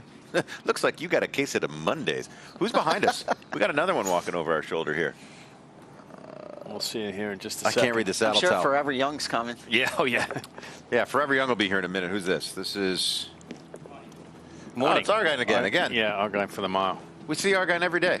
Yep. As much of our friend as Forever Young is right now. We've got more action on this set from Forever Young and Bill Mott over the last 2 days than Joe Talmo, really. Let's get to Joaquin Jaime. What do you got, Joaquin? Yeah, Mike, we got to stepping over here. We made our way up to the starting gate, exactly to the starting point, and where they are going to begin the $7 million Breeders' Cup Classic. The starting gate is going to be right behind me over here, 1.25 miles, and you can just see just how long of a run-up that these jockeys and these horses are going to have. With the starting gate in position right here, and as we pan to the left over here, just from the starting gate to the finish line alone, Mike, that's going to be a quarter mile, 440 yards. And then from the finish line going into the first turn, you can tack on probably another 200 yards or so. So we'll just ballpark it and say these jockeys and horses are going to have 600 yards to go ahead and get position from the starting gate to they hit the clubhouse turn. Now, here's the change. This is something that is going to be different for the Breeders' Cup Classic this year. As you can see this main gap, we're familiar with the Pacific Classic and the incident that happened with Fierceness. He drew post position number 1. He ducked in towards that temporary rail and eventually was able to get corrected pretty quickly. But you can just see how big of a gap that they need to cover with the temporary rail from this spot right here all the way to the main rail up there on the main track. This part right here, this is going to be the temporary rail that will be in place for the Breeders' Cup Classic this year. But here's the change, guys. This is a much longer temporary rail than what was in place for the summer here at Del Mar. During the summer, guys were telling me it's maybe around 45 or 50 feet. I'll pace it off with you right now. This is the end of the temporary rail, and it's going all the way over there about to those benches. So, look, if we're going to look at this, Mike, and say baseball terms, from the pitcher's mound to home plate is 60 feet 6 inches. I could stand from this end of the temporary rail to the other end of the temporary rail, and I can tell you this is a heck of a lot longer than 60 feet 6 inches. Stay with me. I'll pace it off right now. Let's see where we're at here. So 1, 2, 3, 4, 5, 6, 7, 8, 9, 10, 11, 12, 13, 14, 15, 16, 17, 18, 19, 20, 21, 22, 23, 24, 25, 26, 27, 28, 29, 30, 31, 32. 32 paces from me, Mike, for the temporary rail, the new temporary rail that is going to be set in place for the Breeders' Cup Classic. So whoever draws post number 1 in the Breeders' Cup Classic this year may be slightly more comforting. That's going to be a lot longer than what we had here during the summer at Del Mar. Yeah, nice low-key humble brag that you can count to 32. Joe's a little jealous. Yeah, I get to about 19. Yeah.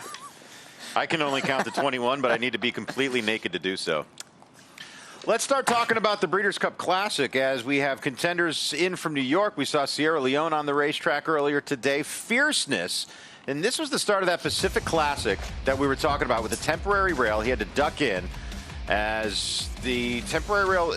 Look, it is what it is, right? I mean, he ducks in. He has to make a correction, but just how much talent this horse has, it takes him out of his running style. He's still able to win.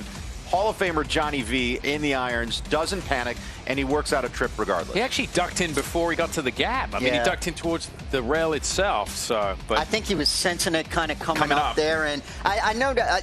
I know, like at Del Mar, they only run the Pacific Classic going 1.25 miles, but a lot of racetracks, including Del Mar, horses will run out of the chute, and you'll see that sometimes with younger horses. So I know everybody thinks, oh, he's an older horse, why would he do that? A lot of times you're not really coming out of a chute like that and to start like that from the rail. But I just thought it was incredible that Johnny V even stayed on, much less was able to win the race after that. Well, what's that feel like when you come out on a horse, Joe? You can sense it's going to happen for a couple millisecond before it happens, right? I would think a stride or two before it happened, Johnny V could kind of feel him kind of coming in, and then he reacted accordingly and got him back in. And that's why, to me, I thought that was one of his most impressive races, to overcome not only that start, but to do something he's never done before, is to sit behind and work out that trip. All right. Andie Biancone caught up with Sovereignty's exercise rider to get the first-person view of his leg stretcher this morning. We're going to take a break. We'll have that and much more from the camp of Sovereignty. We'll have more about the Classic division. Japanese horses going to be making their way in to say hello, as they are accustomed to doing this time of morning. The Breeders' Cup Breakfast Show continues after this.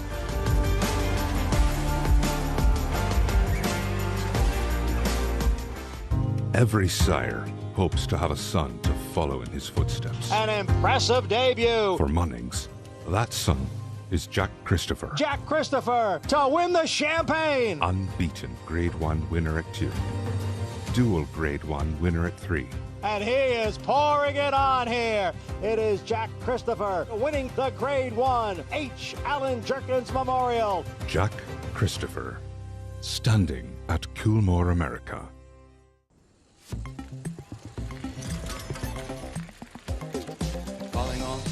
Calling all trillionaires. Come and join a club that has rewards for everyone. I'm talking birthday perks, free daily game, and other stuff that's fun. Designed for people who love thrills like me and her and him, and with the weekly bonus back, our thrills are filled up to the brim. So we're calling all trillionaires. Calling all trillionaires.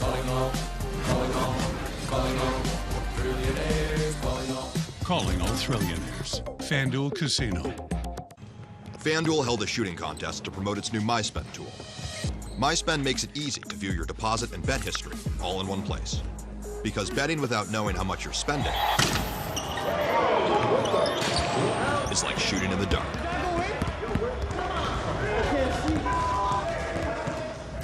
See the whole picture. Make FanDuel's MySpend tool part of your system and stop shooting in the dark. Join me as I take a deep dive into the least insulted ticketing app in history, SeatGeek. Did SeatGeek invent the ticket? No, but we do make them work. Drum roll, please. Ooh, how do I use the Seat View feature? It shows seats with a pole blocking the view. Don't buy those. What if I want to sit behind a pole? Buy those. Join me as I bore you to death with a series of interviews about a ticketing app that just does what it's supposed to do.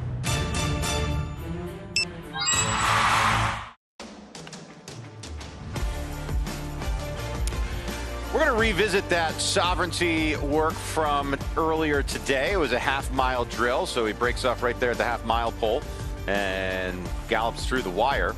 As we take another look here, sovereignty, this was what we've been anticipating all week, Simon. And of course, he looked his usual professional self. Yeah, you saw the time scale on the bottom. 52, 53 would be slow. 46 on the fast side. Bill Mott wanted him to go in 49, and exercise rider, former jockey Neil Poznanski absolutely nailed it. 49 and 4, right on the money. So hats off to him. And this is what we were saying about how it underscores the employees in the barn. I mean, you know, if this is messed up this close to the race, that's a big problem, and he just executed it perfectly. Yeah, I mean, they were only 5 days out from the race. So you could definitely go way too fast and have his race there. So they weren't looking for anything too intense, just a nice little modest half-mile work. And you said it, Simon, it hit it right on the nail on the head. 49 and 4. Look, absolutely perfect, just cruising out there. Just getting bigger, stronger, better, developed in front of our eyes over the last 10 months. If you follow horse racing on a year-round basis, it's just amazing to watch this horse develop and grow and increase in size. I just can't believe how big he is. Is this horse right now in the lead for work of the day? Well, here's the thing.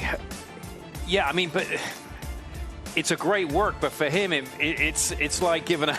It's like a gallop. Yeah, I mean, it's like... Hey, we got our buddy. There he is.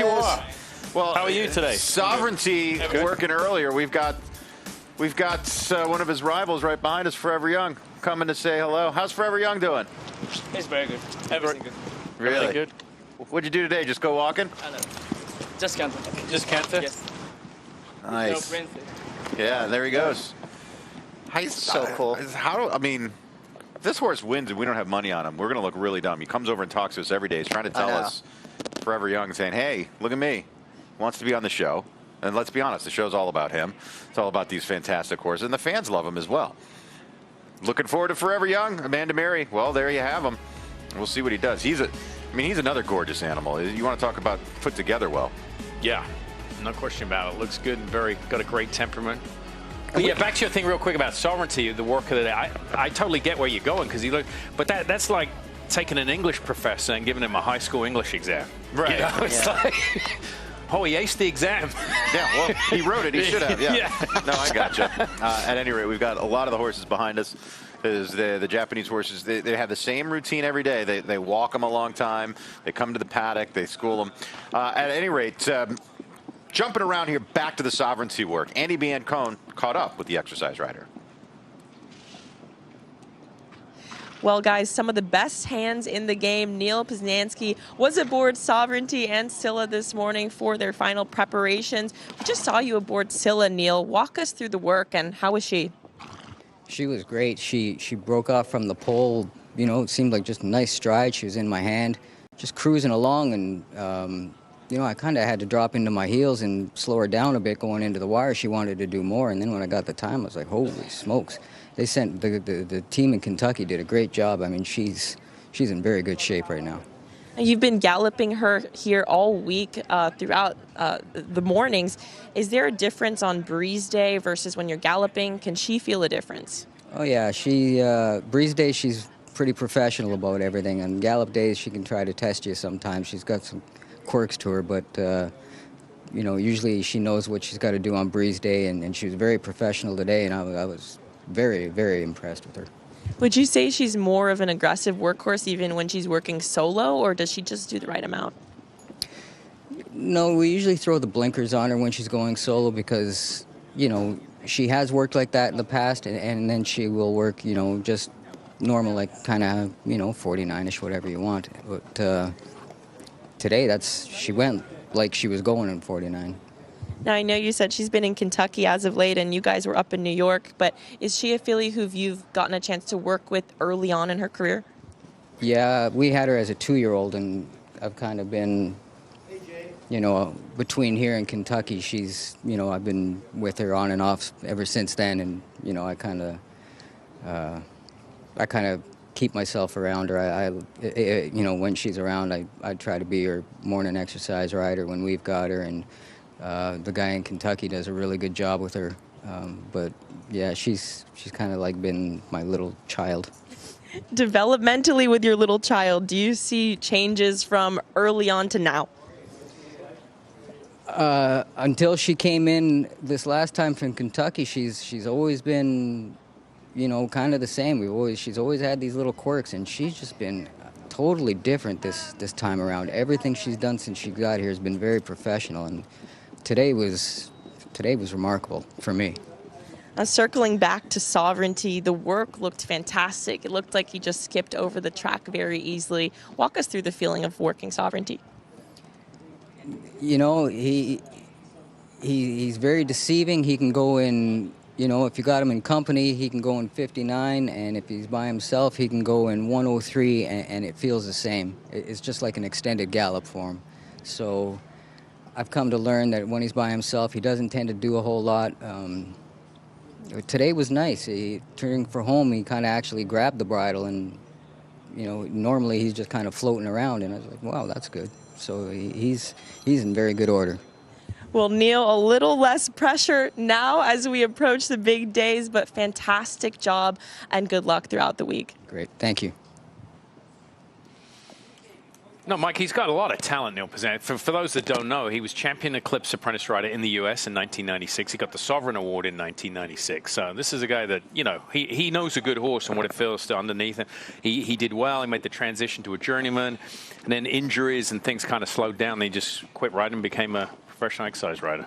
Well, he gave us a lot of information. Of course, Sila, much more mature version of what he was used to seeing. So this time she's just been so professional, and then what we all know about Sovereignty, how great he is. But it's great to hear it from his perspective of how deceiving he is when you're on his back, Joe. Yeah, and he alluded to that too. So I mean, I said when he's in company, he could go in 59 and change, and when he's by himself, he can go in 103, and they feel the same. That's kind of what we were talking about the last couple days. The difference between a Ford and a Lamborghini, even though they could both go 80 miles an hour, the feel is totally different. Correct. Yep. Good analogy.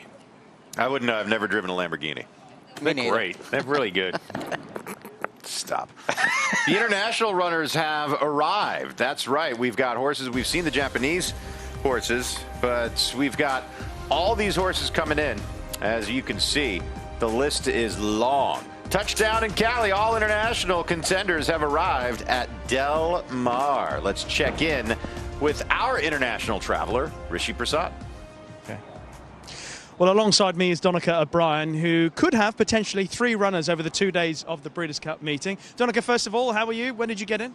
Good, Rishi, thank you. I got in early this morning, so yeah, happy to be here.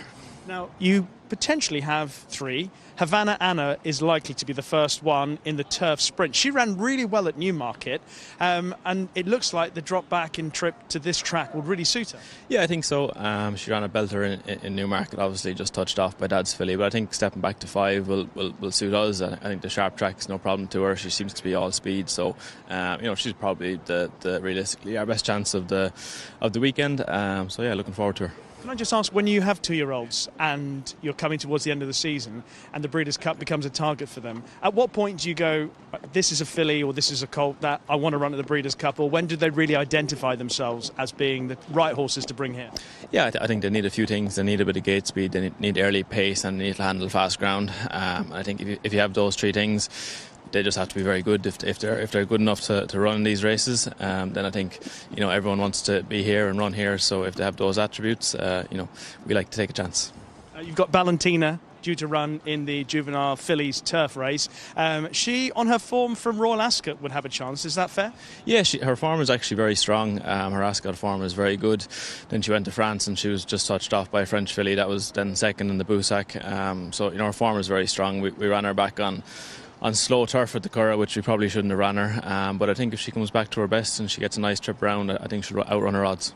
At Sila as a reserve in the filly and mare turf on Saturday. Obviously, Mini Hawk is probably going to come out and go in the Breeders' Cup turf itself. What if she does get in? What are her chances?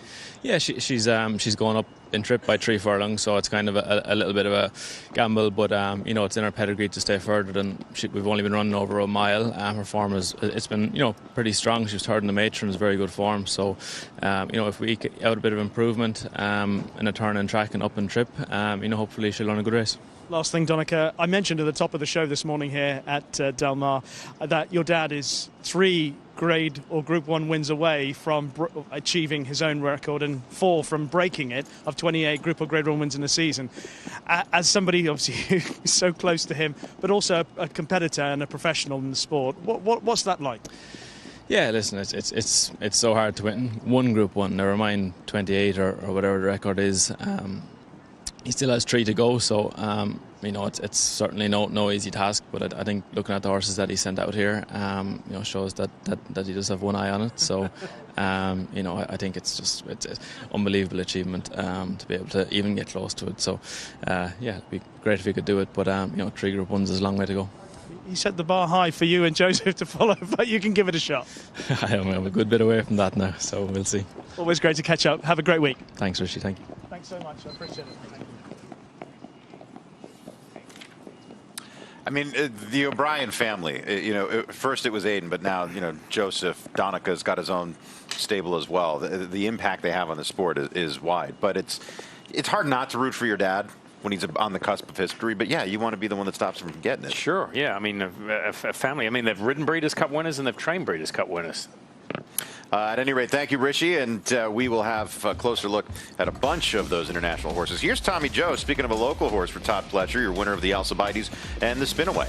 Yeah, via DQ last time in the Alcibiades. Percy Boyd did win that race, but interfered pretty good down the stretch. She came out about 2 or 3 pads and bumped Tommy Joe, who did finish second, but got put up to the win. Another offspring of Into Mischief. I mean, that's a common theme through this Breeders' Cup. And look, she's going to have to improve, I think. Yeah, I mean, I know she was put up and she was impeded a little bit, but I think most people that watched that race were a little disappointed after what they saw in her first 2 starts, but she kind of regressed a little bit. I think she's going to have to improve. Yeah, her first 2 starts, when she won, she ran an 85 buyer in both of those starts and then finished in second, but being put up to first, ran a 75 buyer. So to your point, Simon, she did regress a little bit. It's never a good sign when the first time they go 2 turns, they run slower than what they're doing at 1 turn. But it was also her first time, so we'll see what she does second time going 2 turns. This is still a very nice performance, even though she lost by 2 3/4 lengths and was put up by DQ. Yeah, I mean, you can see once she was knocked or impeded with, she just knocked to a left lead, and she was off stride there. So it made a difference. I mean, who knows? It's so subjective. This is the head-on watch. You're going to see there's some contact, and she bounces right back to a left lead there. Yeah, watch when Luan Machado switches sticks, how forward she comes out there. And to your point, Simon, once she switched leads, it looked like she lost all momentum because she was right on her hip. I really don't know if she was going to go by or not. We will never know, but it did hurt her momentum quite a bit. I'll tell you what, though. I mean, that's as good of a reason for a regression as anything else when you get knocked off stride. Sure. So we don't know if she's going to get better at two turns. Her pedigree suggests that she's going to love it as they run down the racetrack. So we'll see what she does. But she is undefeated in 3 starts, even if one of them was by virtue of DQ. The interference certainly cost her. Oh, yeah, it did. And she's such a big filly, too. And one thing of note, too, in that race, that a mile and a 16th at Keeneland, you start and finish at the 16th pole. So when you turn for home, you have a little over an 1/8 of a mile. They call it a short stretch. So it's not like she had, say, at Churchill Downs that happened right at the top of the stretch, and she has a 1/4 mile to get her momentum back. I mean, once that happened, I mean, it's hard for any horse to come back, much less a 2-year-old filly that's only making her 3rd career start. So from an undefeated horse to a totally feated horse, that would be Celebrity Warrior for Todd Pletcher. 0 for 2. Debuted with a 2nd place finish at Saratoga and then was 2nd in a stakes race at Laura in the Salima last time out, as she is pointed for the Juvenile Fillies turf. Here's a look at Celebrity Warrior, this daughter of Saxon Warrior, owned by the Rapoli stable. Yeah, she's had 2 starts. She hasn't won a race yet, so it's kind of rare to see a horse that win a Breeders' Cup race that's still a maiden. But, you know, you can do that with 2-year-olds. She's running a stake. Obviously, she, you know, showed some speed last time out. But, yeah, I don't know what to expect from her. She looks a little one-dimensional in that she just kind of, you know, likes to lay close and keep on trucking. Yeah, both of her 2 starts were going 2 turns, a mile and a 16th. At Saratoga, she was 2nd in her debut, and then they put her right in the stake, finished 2nd in that at Laurel. But, I mean, make no bones about it, she is going to have to step up to try and break her maiden in the Breeders' Cup. As Celebrity Warrior, it would be a dramatic way to break the maiden. Whenever we say breaks the maiden in the Breeders' Cup, of course, Good Magic comes to mind. But, I mean, how... It wouldn't, like you said, with the 2-year-olds, it's not as much of a difference, especially because once you have a super talented and well-bred 2-year-old, after a maiden race, you're going into a stakes. It doesn't matter. Yeah. So if the stake comes up and you were 2nd in your maiden, yeah, give it a shot. I mean, what's the difference? Yep. But like all Todd Pletcher horses, professional, doing her job, looks good on the track. As Celebrity Warrior, one of the 7 horses that he's brought into Del Mar this year. She's making a really good impression galloping. Energy looks really good. Nothing. We're only 4 days out, so the next few days you're not going to see, hopefully, anything crazy. Just keep them all cool and calm and just get that cadence in a good rhythm. Yeah, she's minding her business, well behaved. Tommy Joe beforehand, just a little more aggressive. The rider had a little more hold of her, a little stronger galloper, but got around there in good order. It's a Todd Pletcher kind of Monday, as Andie Biancone is back at the Pletcher barn with one of the stablemates of the horse you see on track right now, the uber-talented Mindframe. Well, I'm happy to see my old friend Mindframe has settled into Del Mar perfectly. He trained perfect under his usual exercise rider, Carlos Quevedo, but I just have to reiterate, this horse probably gave me one of my best experience I've ever had in my little exercise rider career. Carlos got stuck in Charlotte Airport, and so last minute, Sophie and Todd needed somebody to get on Mindframe before the Stephen Foster, and Todd was kind enough to let me get on Mindframe the morning of and day before leading up to the Stephen Foster, and I have to say, it just established him as one of the best horses I've ever been around in my entire life. Todd has said it time and time again, this horse is a generational talent, and you can truly feel that when you're on his back. It kind of felt like when you're in the airport walking on one of those floor escalators and walking faster than everybody, but you're still walking. That's kind of what it felt like to ride him. He just is so effortless in the way he moves. I felt like I was galloping slow and yet was passing so many people on the track. But Mindframe is a face I'm happy to see here at Del Mar, and he looks happy to be here too.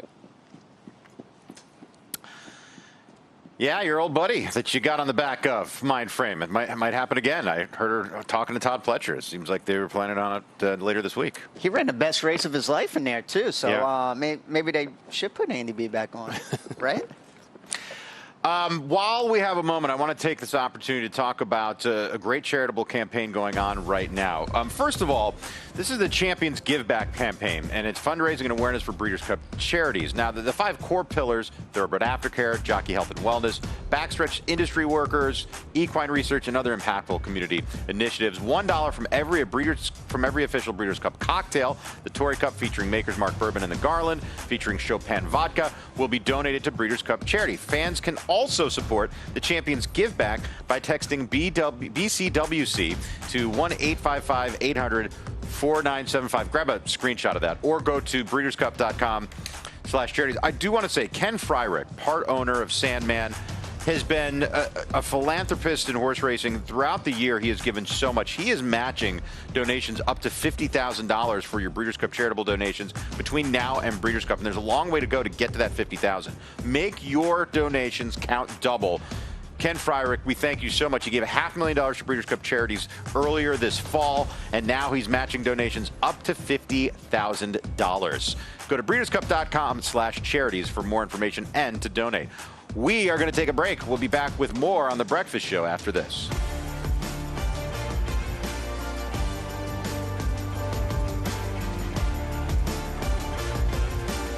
Welcome to the 2025 Keeneland September Yearling Sale, where history was made when Three Chimneys Gunrunner, the sire of 2025 Grade 1 winners Sierra Leone, Locked, and Brent, became the first horse in the history of the Keeneland September Sale to sire the session topper of each of the first 4 sessions. Among them was the $3.3 million sale topper, purchased by Peter Brent, MV Magner, and Winchell Thoroughbreds. Gunrunner, Breed Shaper, Dream Maker.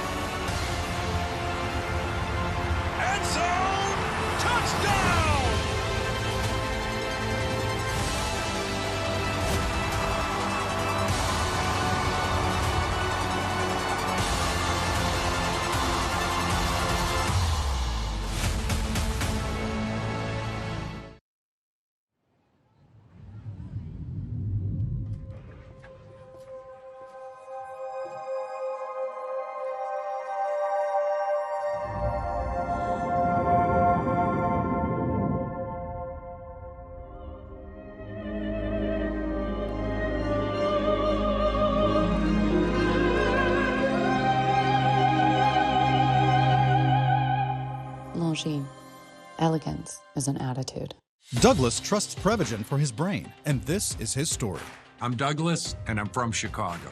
I was looking for something specifically for my brain. That's when I chose Prevagen. And the confidence I've received from Prevagen allows me to continue to do those things that I love. I have been taking Prevagen for more than 9 years, and it really works for me. Prevagen has been the #1 selling brain supplement nationwide for over 10 years. Keeneland November is where futures take root and legacies pass from one hand to the next. In the ring, excitement builds. A glance, a nod, a bid. History changes in an instant, and the impact lasts a lifetime. The market is here. The global stage is here. Your moment is here. Keeneland November. NetJets is more. And with NetJets, you get more. More exceptional service. Heightened safety standards. And anytime access to where you're needed most. Do more and miss less with NetJets.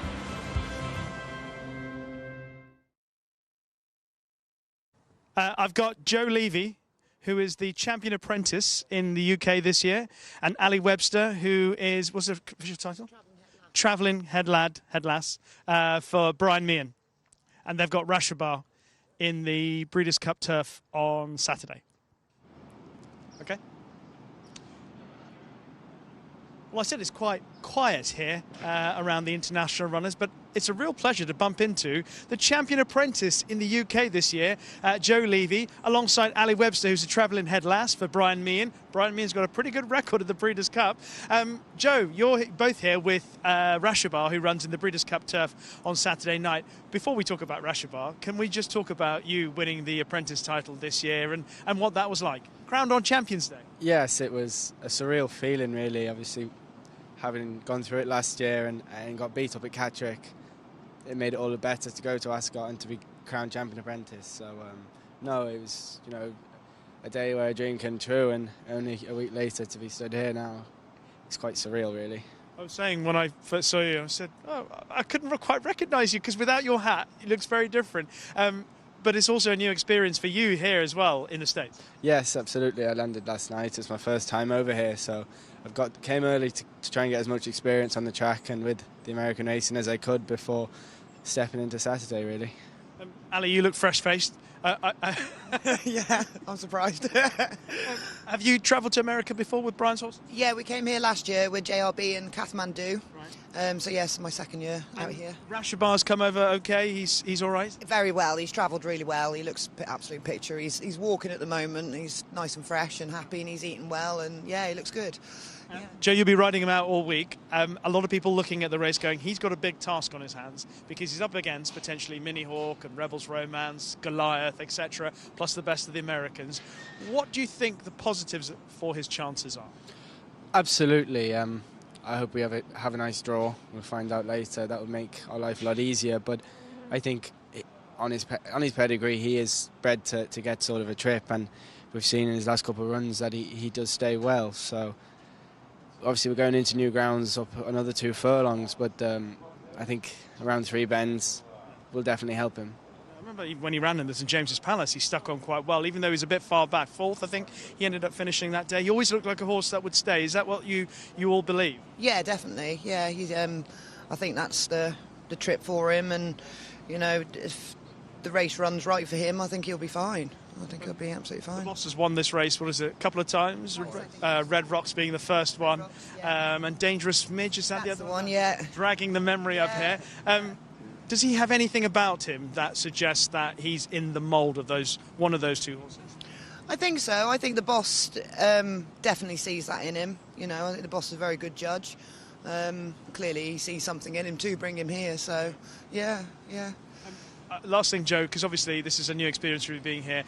On a riding, personal level, what do you think you could get out of this week that will help you when you go back to the UK? The experience of being here and just understanding, you know, in a different jurisdiction, I think it's you know, only positives will come from it. I feel it's a big experience, and I can only bring it forward onto the next day, you know. Congratulations on winning the title, by the way. Really great stuff. Ali, lovely to see you. You need to give me some advice on how I can look so fresh as you do. I'm shocked you're saying this, to be honest. I don't feel as fresh as what I look, maybe. Doing really well. Oh, thanks. Cheers. Thank you, Rishi. Excellent stuff there. Village voice in the Fillion Mare Turf for Chad Brown was campaigning overseas in Ireland, Great Britain, and France. 1 start in the U.S. and an impressive victory in the Weah. Yeah, that was her first start. That was back on October 5th, ran a 95 Beyer there. I think another one definitely has to step up a little bit from that Beyer, but it definitely has a shot at going to, especially that was going to Milan 3/8.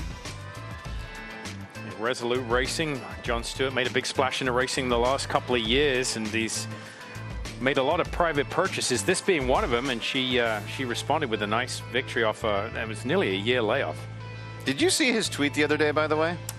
Anyone need tickets? Any owner need tickets? Yeah, any owner. If you own a racehorse in the Breeders' Cup and you couldn't, especially because some of the partnerships and whatnot, they're just not enough to give to everyone who owns a piece. He said, if you are an owner for the Breeders' Cup and you need tickets, let me know. DM me, and I'll take care of it. Yeah. And he's gonna be hosting. I think he's got a suite or something of that capacity. Yeah. And he's gonna be hosting other owners. It's very magnanimous.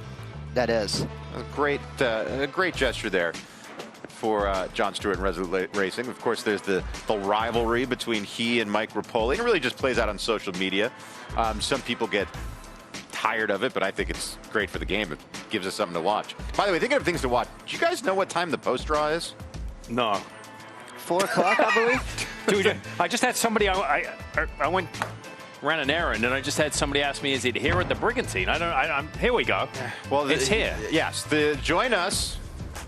You're supposed to answer this question, Simon. Join us for the pre- and post-draw analysis here on FanDuel TV, along with post positions and odds as they are revealed for the 14 Breeders' Cup Champions races. It'll be hosted by Brittany Urton and Nick Luck. Joaquin Jaime, Rishi Prasad, and Andie Biancone will be on site for us. Coverage begins at 4 Pacific, 7 Eastern. That is 1 hour before the World Series starts. So there is no excuse to miss the draw show. By leading young sire, Not This Time. Up to the Mark made an impression in the sales ring, bringing $450,000.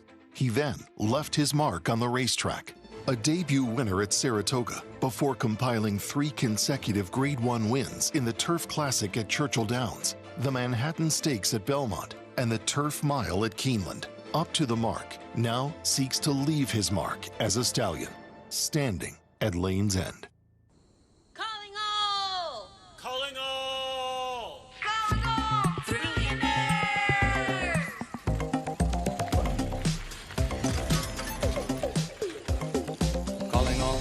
Calling all, trillionaires, calling all, trillionaires. Come and join a club that has rewards for everyone. I'm talking birthday perks, free daily game, and other stuff that's fun. Designed for people who love thrills like me and her and him, and with a weekly bonus pack, our thrills are filled up to the brim. Can you thrill me? Yeah, because it's will be.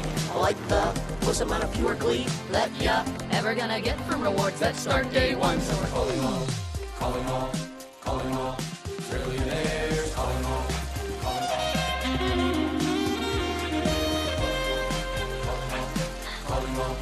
Trillionaires, calling all, trillionaires, Calling all trillionaires. FanDuel Casino. You might take something for your heart. You might get support for your joints. Or even use something for your digestion. So why wouldn't you take something for the most important part of you? Your brain. People all over the country take Prevagen for their brain. In fact, Prevagen has been the #1 selling brain supplement nationwide for over 10 years. The most important supplement for the most important part of you. Try Prevagen for your brain today.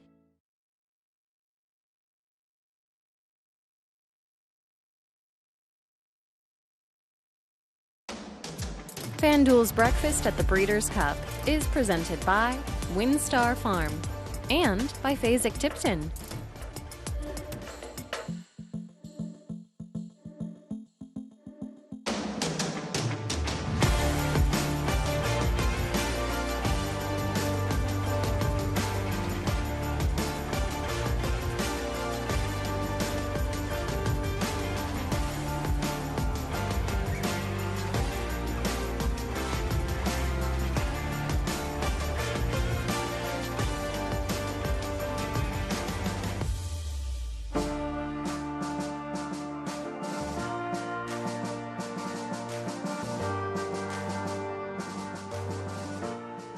Well, Danny Gargan, Priscilla Schaefer, and Iron Orchard have made it in down from New York. This is our Frizette winner. She's undefeated, Danny. How special is this filly overall? I mean, she's a really talented filly. You know, winning the Frizette the way she did, coming from off of it, we had to change her tactics to be able to get the 2 turns, or the 1 turn to get the mile.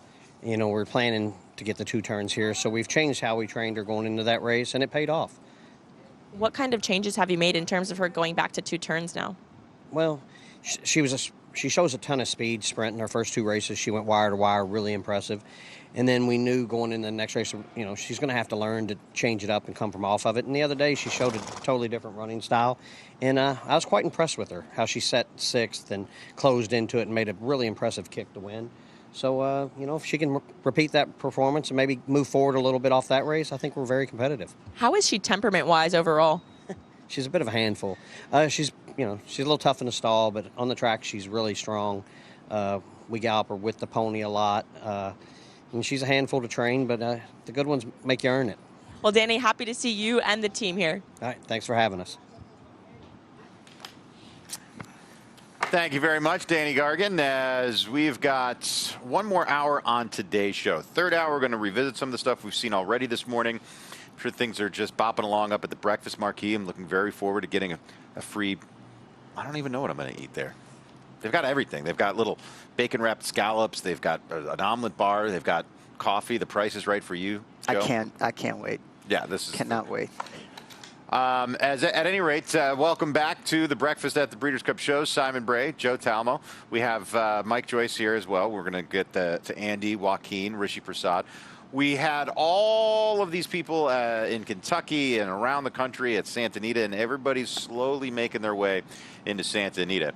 As we have the international horses, we've got Japan, all of that stuff. Right now, though, we have Joaquin Jaime. Here with trainer David Van Winkle, who will have his very first Breeders' Cup starter in the Breeders' Cup Sprint. You bring in Matt House, who's on quite the win streak right now. You've been here for the last couple days. How has your horse settled in? He settled in very well. We've trained him the last 2 days, and he's training well. I'm happy with the way he shipped in here. When you look at his form, his first 5 races look nothing like his last 4 as he's rattled off 4 consecutive wins. What do you think the main difference has been for your horse? You know, I think it just took him a while to figure out what he was supposed to do. We tried a few different things with him, and we figured out that he wants to be a sprinter, and so that's where we're going to leave him. Got his first graded stakes win in the Gallant Bob. Did it as a big long shot and a big upset. Did he surprise you that afternoon in Pennsylvania? Yes and no. I mean, the horse was very good going into that race, and I thought he would run well, but, you know, he was running against tougher competition, and we just had to try it and see what happened. Did this immediately become the plan after he won the Gallant Bob? Did you immediately start thinking, okay, we have a Breeders' Cup Sprint horse here? Well, yeah. I mean, after he won that race, we thought that this might be our next step, and we was going to see how he come out of the race, and he come out of the race well, so we thought we'd give it a try. So you're here at Del Mar. Your very first Breeders' Cup starter. How has this experience been for you so far? It's been very exciting, to be honest with you. It's a pleasure to be here to run in this race. David, appreciate the time. Good luck in the sprint this year. Thank you very much. The Gallant Bob is certainly light on resume compared to the other sprinters in here. There's no questioning that. But you always got to beware of the sharp horse on his way up. Yeah, I mean, he's won his last 4. And one thing about him, too, he does seem, when he does get to the lead, he is pretty much one-dimensional and will win those. And you said it, he's sharp. He's won his last 4 and improved just about every single start in those 4 races. Yeah, I mean, you take his 7/8 races and the 2-turn races out of his page, and he looks pretty good. I mean, he's a pretty horse. Look at him, the way he is. I mean, he's built like a sprinter. He's all muscle, short coupled, very strong, head bowed. I mean, just hitting on all 4s there, jogging, very pretty. But he's got to improve a lot.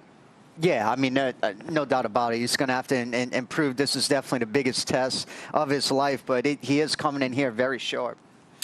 Earlier today, as Andie Biancone was making her rounds in the backstretch, she caught up with the other Motts, Bill Mott's son, Riley.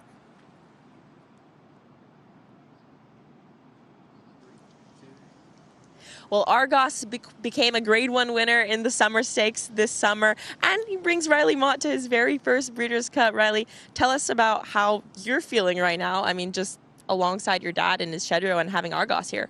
Yeah, really cool. Definitely a sentimental week for myself and our barn, and I think my dad as well. And you know, we're happy to be out here. The horse is settled in well, and the horse gives us a lot of confidence going into the weekend. Now, the team's been heating up overall. I mean, congratulations on the win in the Street Sense.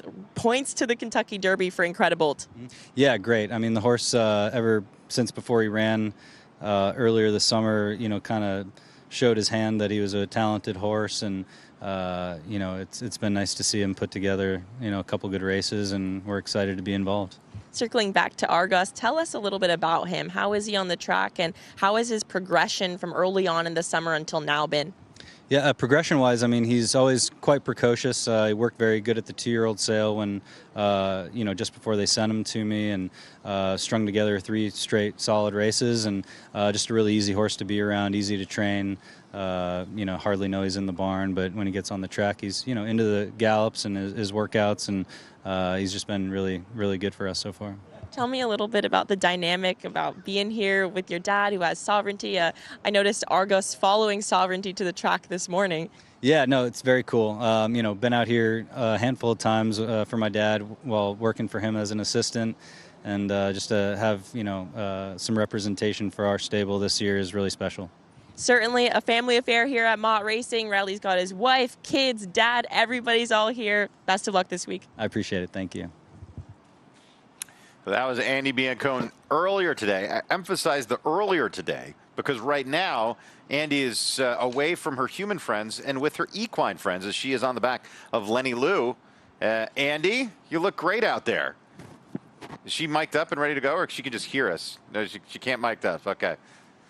Yeah, and she's going to be wearing the jockey cam as Lenny Lou makes her way onto the track for the juvenile turf sprint, trained by Patrick Biancone, her father, but of course, she is an integral part of the stable. Get Lenny Lou. She's just going to gallop or jog? Well, if Andie had a microphone, she could tell us what she's going to do. Yeah. At any rate, don't make Andie laugh. Don't make me laugh. She said, don't make me laugh. So we're not going to tell her any jokes, but there's a look right through the years of Lenny Lou. And this is the perspective, Joe, you've had this a million times in your life, but yeah, you can't really talk up the setting of Del Mar any more than this. I mean, you can see the bluff in the background going out to the Pacific Ocean, the palm trees. It's so picturesque. It looks like something out of a movie or a video game. It never gets old. I can tell you that. Never, ever gets old. And I know we talked about it the last couple of days, but a lot of that stuff on the outside rail is very new to these horses.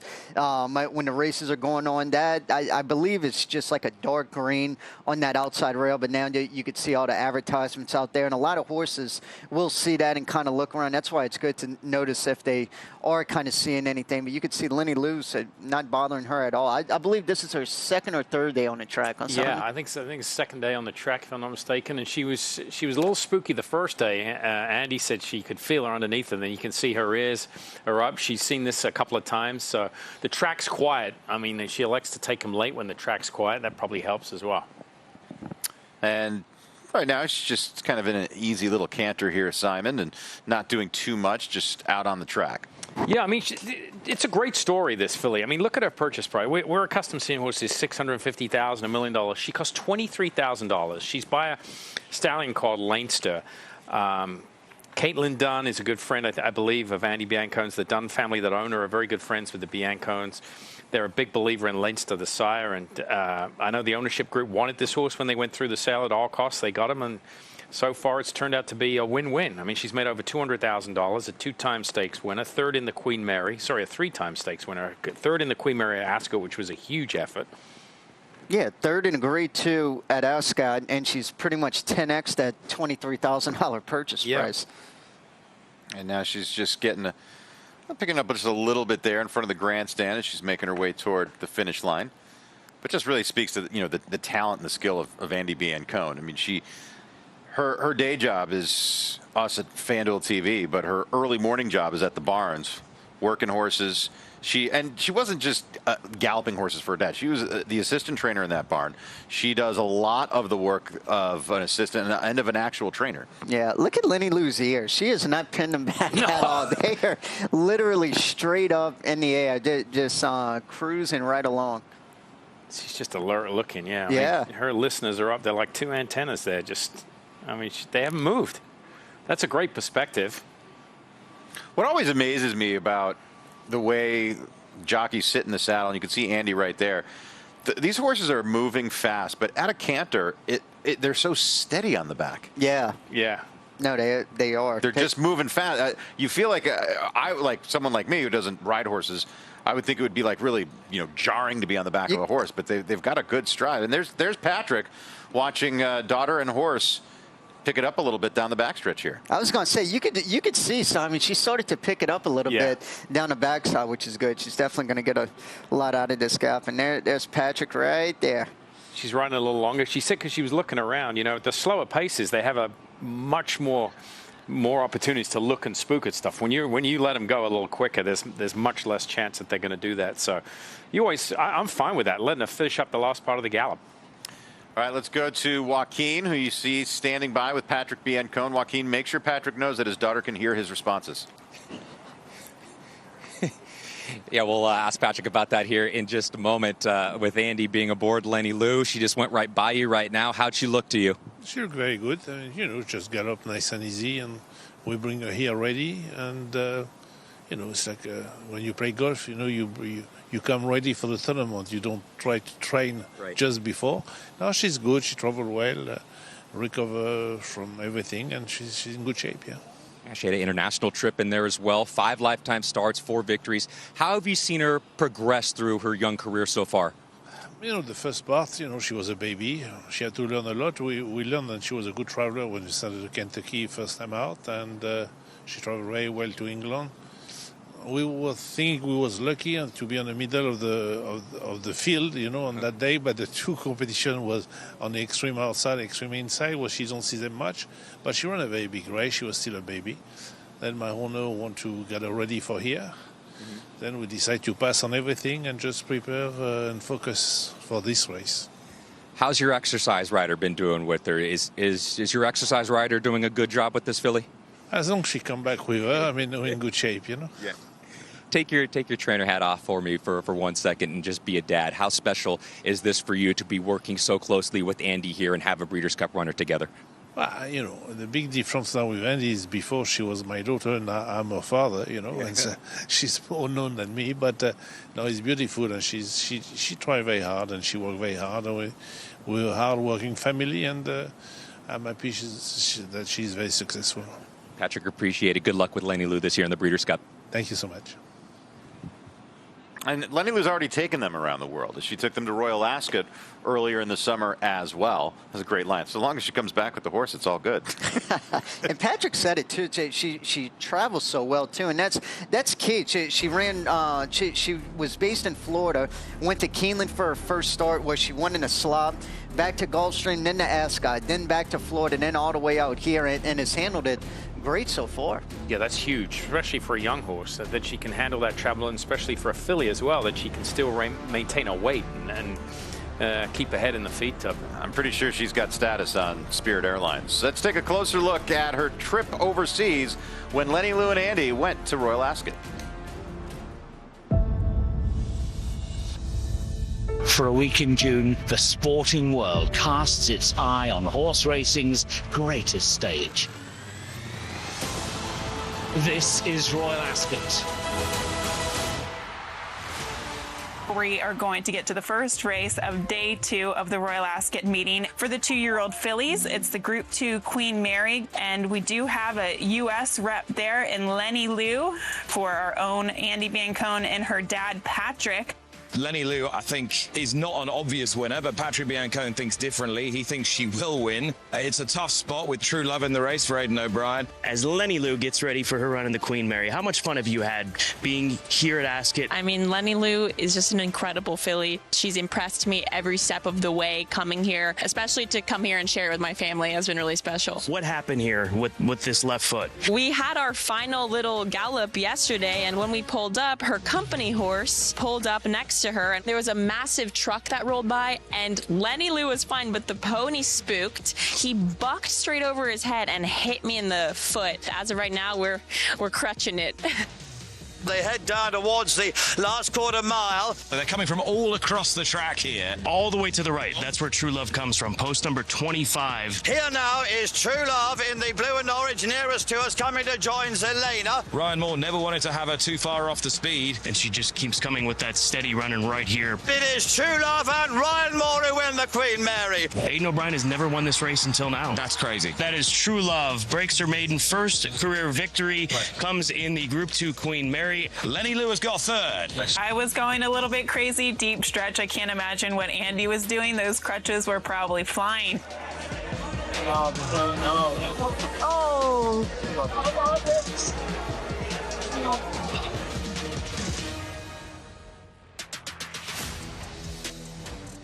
My favorite part of that interview is like, oh, thankfully the pony kicked me and not the horse. Yeah, that is I don't know crazy. anybody else who says that. She came back pretty quick, too. I remember we were at Churchill Downs after that, and I think she started galloping a week and a half or 2 weeks after, something like that. It was crazy. She's got like this such a cute demeanor, Andie, and she's all so friendly. She is easily the toughest one on our staff. Oh, yes. By a factor of about 1,000. It's not even close. There's a look at her with her friend Lenny Lou out there. And I will say this, and it's a theme I've been coming back to throughout the shows.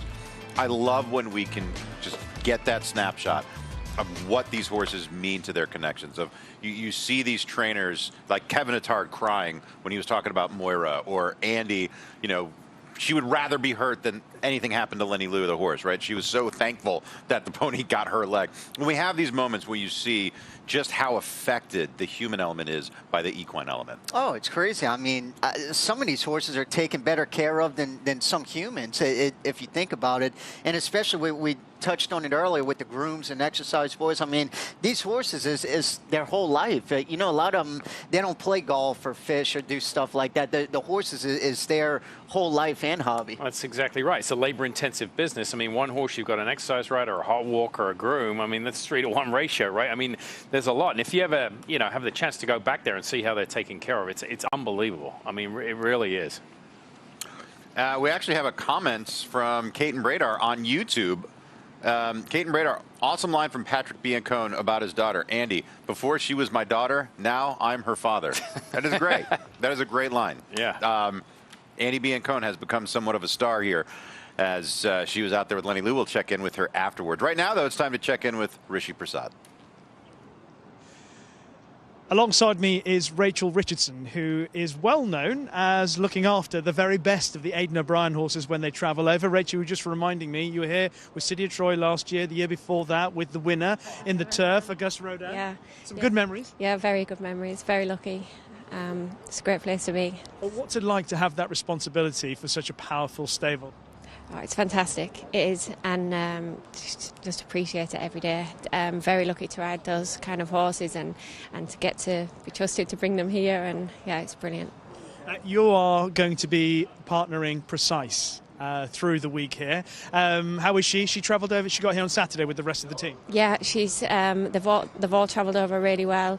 We're still in quarantine at the moment, but they're all leading out very fresh. So yeah, really happy with them. You were just telling me a moment ago you ride her in her work at home. Her progression this season has been extraordinary. When she went to Goodwood, she wasn't really that well fancied up against a Sir Mark Prescott horse that everyone thought was going to win. She blitzed her that day, and ever since then, it's been incredible. What's been the difference? She's just a very tough filly. She's very sound, very straightforward, but mentally very tough. And for a filly, to have that bit of aggression in them, and she's a fresh chestnut filly. Roger Quinlan rides her out every day. I'm lucky enough to get to ride her in her work, and she's hardy. She looks like she's totally oblivious and unflustered, unbothered about anything. She just looks like when she's in the race, you can do whatever you want, ask her, she gives you her maximum in the race. Exactly, that's it. And, at home, she's always happy to be out, happy to do her work. But like you said, it's when she turns up on race day, she's just... So she goes, obviously, in the juvenile fillies turf on Friday. Possibly one of 3 horses that a lot of people think on the first day Aidan's going to win the 3 juvenile races with True Love start. And then he's standing on the brink of history because, obviously, Mini Hawk or Lion and Winter could give him that record. Has that been spoken about amongst the team? I know you've been with a few of the other members of the team here. Do you care much about that record? Oh, absolutely. As for the second half of the year, we've all been 28 was the record, and kind of everyone's been discussing it, not so much in, but we do between ourselves, and we were here watching the races in France there, and 2, nearly 3 Group 1s there on Sunday. But obviously Doncaster was fantastic, and you just think, gosh, we're actually really close now to doing it. It'd be fantastic. But look, either way, it's been a fantastic year. Rachel, it's always great to catch up with you. And by the way, whenever Rachel Richardson's riding a horse for Aidan O'Brien and work, you know that it's a very special horse. She only works with the best. Precise might be the best. It's Europe's best chance, Precise, I think, in the juvenile fillies turf. I wouldn't quibble with that assessment at all. Thank you very much, Rishi, and that's why Rishi's here, because he can get inside all the barns from Great Britain and Ireland and the like, and just fantastic information there. Great interview. All right, we have got a look back at the Classic division. The Challenge Series to get here has been a story of its own. Let's take a look at these races from the Dirt Dozen that got these horses to where we are today.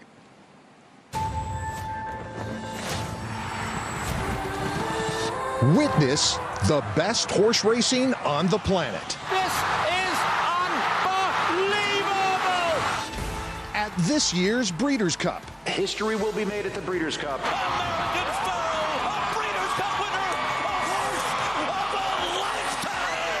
14 championship races, headlined by the Breeders' Cup Classic. And Flightline takes off. It is Breeders' Cup Classic win. A win in the Classic. Lives will be changed. Makes you a Classic. It is an event of that magnitude. And the best way to earn a spot in that sacred starting gate? They're off in the Breeders' Cup Classic. Win a race in the Breeders' Cup Challenge Series.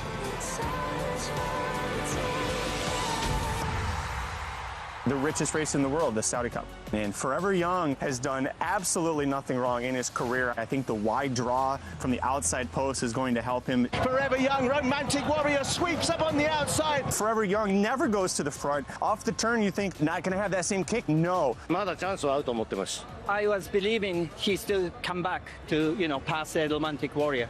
Forever Young kicks into gear. Forever Young is trying to close, and he's beginning to do so. Romantic Warrior from the outside. Forever Young has got to within 3 parts of a length. Romantic Warrior, Forever Young, a race for the ages, and Forever Young rounds off a terrific night. What a horse race.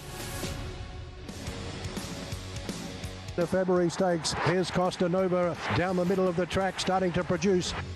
Costa Nova, Rachel King finds the front. How much he got left?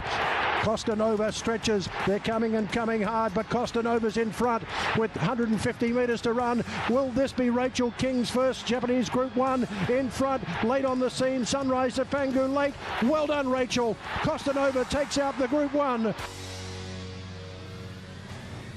This is a win and you're in for the Breeders' Cup Classic. It's time for the Dubai World Cup. How about Hit Show catching Mixto? And it is Mixto who goes up to challenge Walk of Stars. Hit Show has found another gear in the home straight. He's had to switch in, switch out, switch back in again.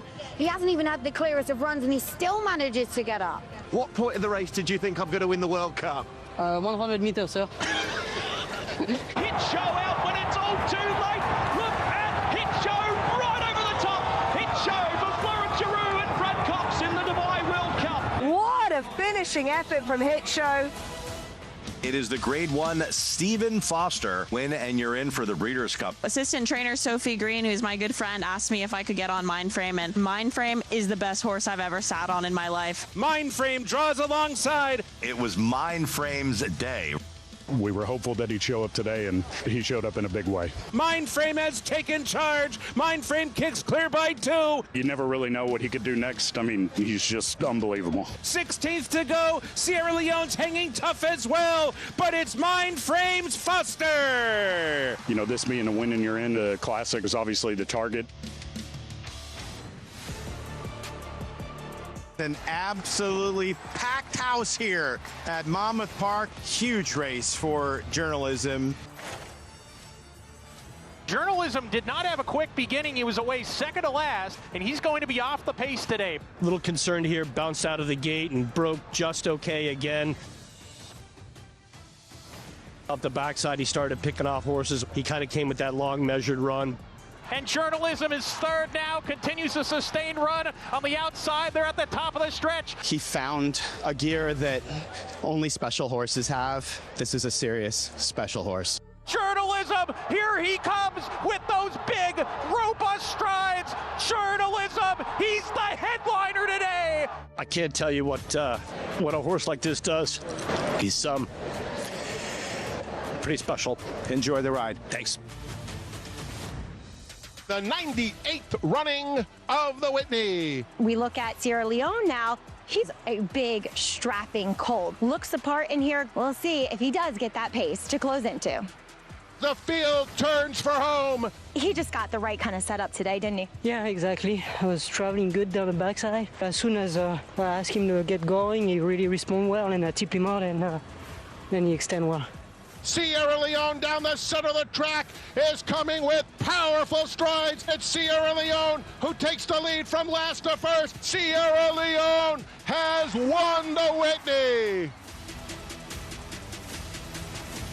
the Jubbont International Group 1 of 2025. The Jubbont International was awarded the Longines World Best Horse Race. Ombudsman, the winner of the Prince of Wales Stakes at Royal Ascot. Ombudsman has not made a move just yet. They were all trapped rather wide, but Ombudsman was going to be able to go away and win quite comfortably. Burcastle, he's in front, but Ombudsman is now beginning to chip into that lead and quickens past him in tremendous style. This is Ombudsman's Jubbont, and he storms home to win highly impressively.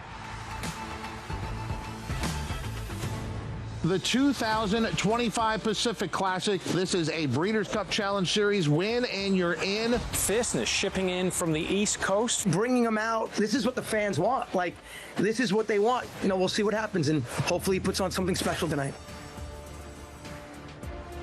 And Fierceness angled to the inside, almost went into that temporary rail. I didn't get him out of there. He was going to go over the rail, though, you know, and I don't know, he's never been in that position before and seen the gap there, and he went for it. And this is where I thought the winning move was. Instead of staying bobbled up and just waiting for something to open, he's just like, I'm on the best horse, let's go. I just give him the head and get there and put the ears up. Fierceness and John Velasquez still there at the 16th pole. Journalism is all out, and he's not doing enough to beat the beast from the east. Fierceness has won the Pacific Classic by 3. What a horse race, and what a performance by Fierceness. The Jockey Club Gold Cup. Todd Pletcher wins here with Antiquarian. Antiquarian has taken up the chase. Johnny, you're not slowing down, and you're winning at the highest level. Well, riding this kind of horse is going to keep you young. You know, they keep you in mind and running and be competitive, and thankful, you know, for the whole team. Antiquarian, Sierra Leone. Antiquarian has won the Jockey Club Gold Cup under John Velasquez. The Grade 1 Goodwood, a spot on the line in the Breeders' Cup Classic. Nevada Beach from Bob Baffert's barn in here, lightly raced, taking a big step up in class. They're at the top of the stretch. Full Serrano and Nevada Beach are head-and-head coming to the 8th pole. This is a breakthrough performance by Nevada Beach. Just has stamina in droves, and Mike Smith knew that. Mike Smith, beautiful ride, and love going to the bench. Mike Smith always comes through. And it's a defining moment for Nevada Beach as he wins the Grade 1 Goodwood. He needed to win this race to get a spot in the Breeders' Cup Classic.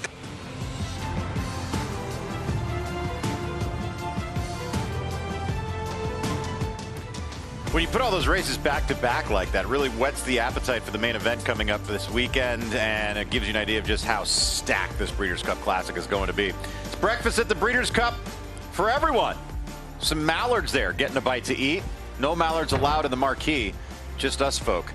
Breakfast at the Breeders' Cup presented by Windstar Farm and Fasig Tipton. We would not be here without them. Joe, that's your free food. I'll have someone stand in line as a placeholder for you. We'll be back right after this. Off into Perryville. All alone as he turns for home. Nashville under no stress whatsoever. What's it going to take to win the Breeders' Cup Sprint, and could this horse have toyed with a group in the Breeders' Cup Sprint? I'm going to say yes. This was sensational. 107.89. Track record.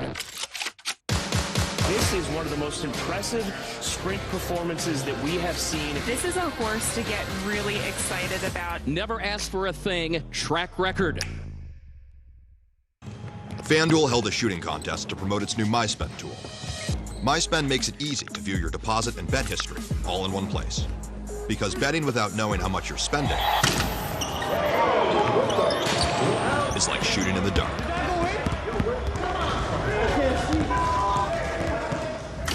See the whole picture.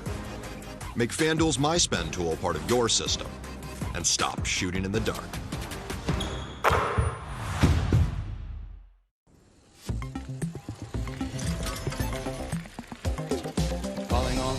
Calling all trillionaires. Come and join a club that has rewards for everyone. I'm talking birthday perks, free daily game, and other stuff that's fun. Designed for people who love thrills like me and her and him, and with the weekly bonus back, our thrills are filled up to the brim. So we're calling all trillionaires. Calling all trillionaires.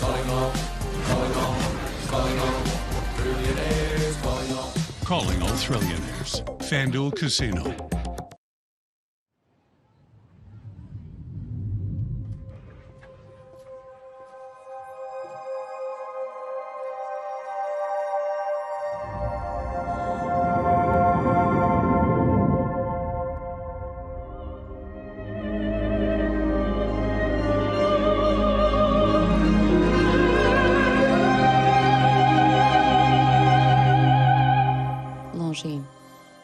difference is an attitude.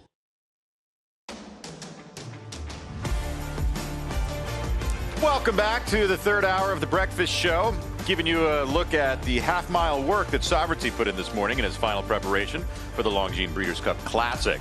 As Sovereignty has been the toast of the backstretch throughout this entire run, as he is trying to take on older horses for the first time. This was earlier today, 49-4, Simon.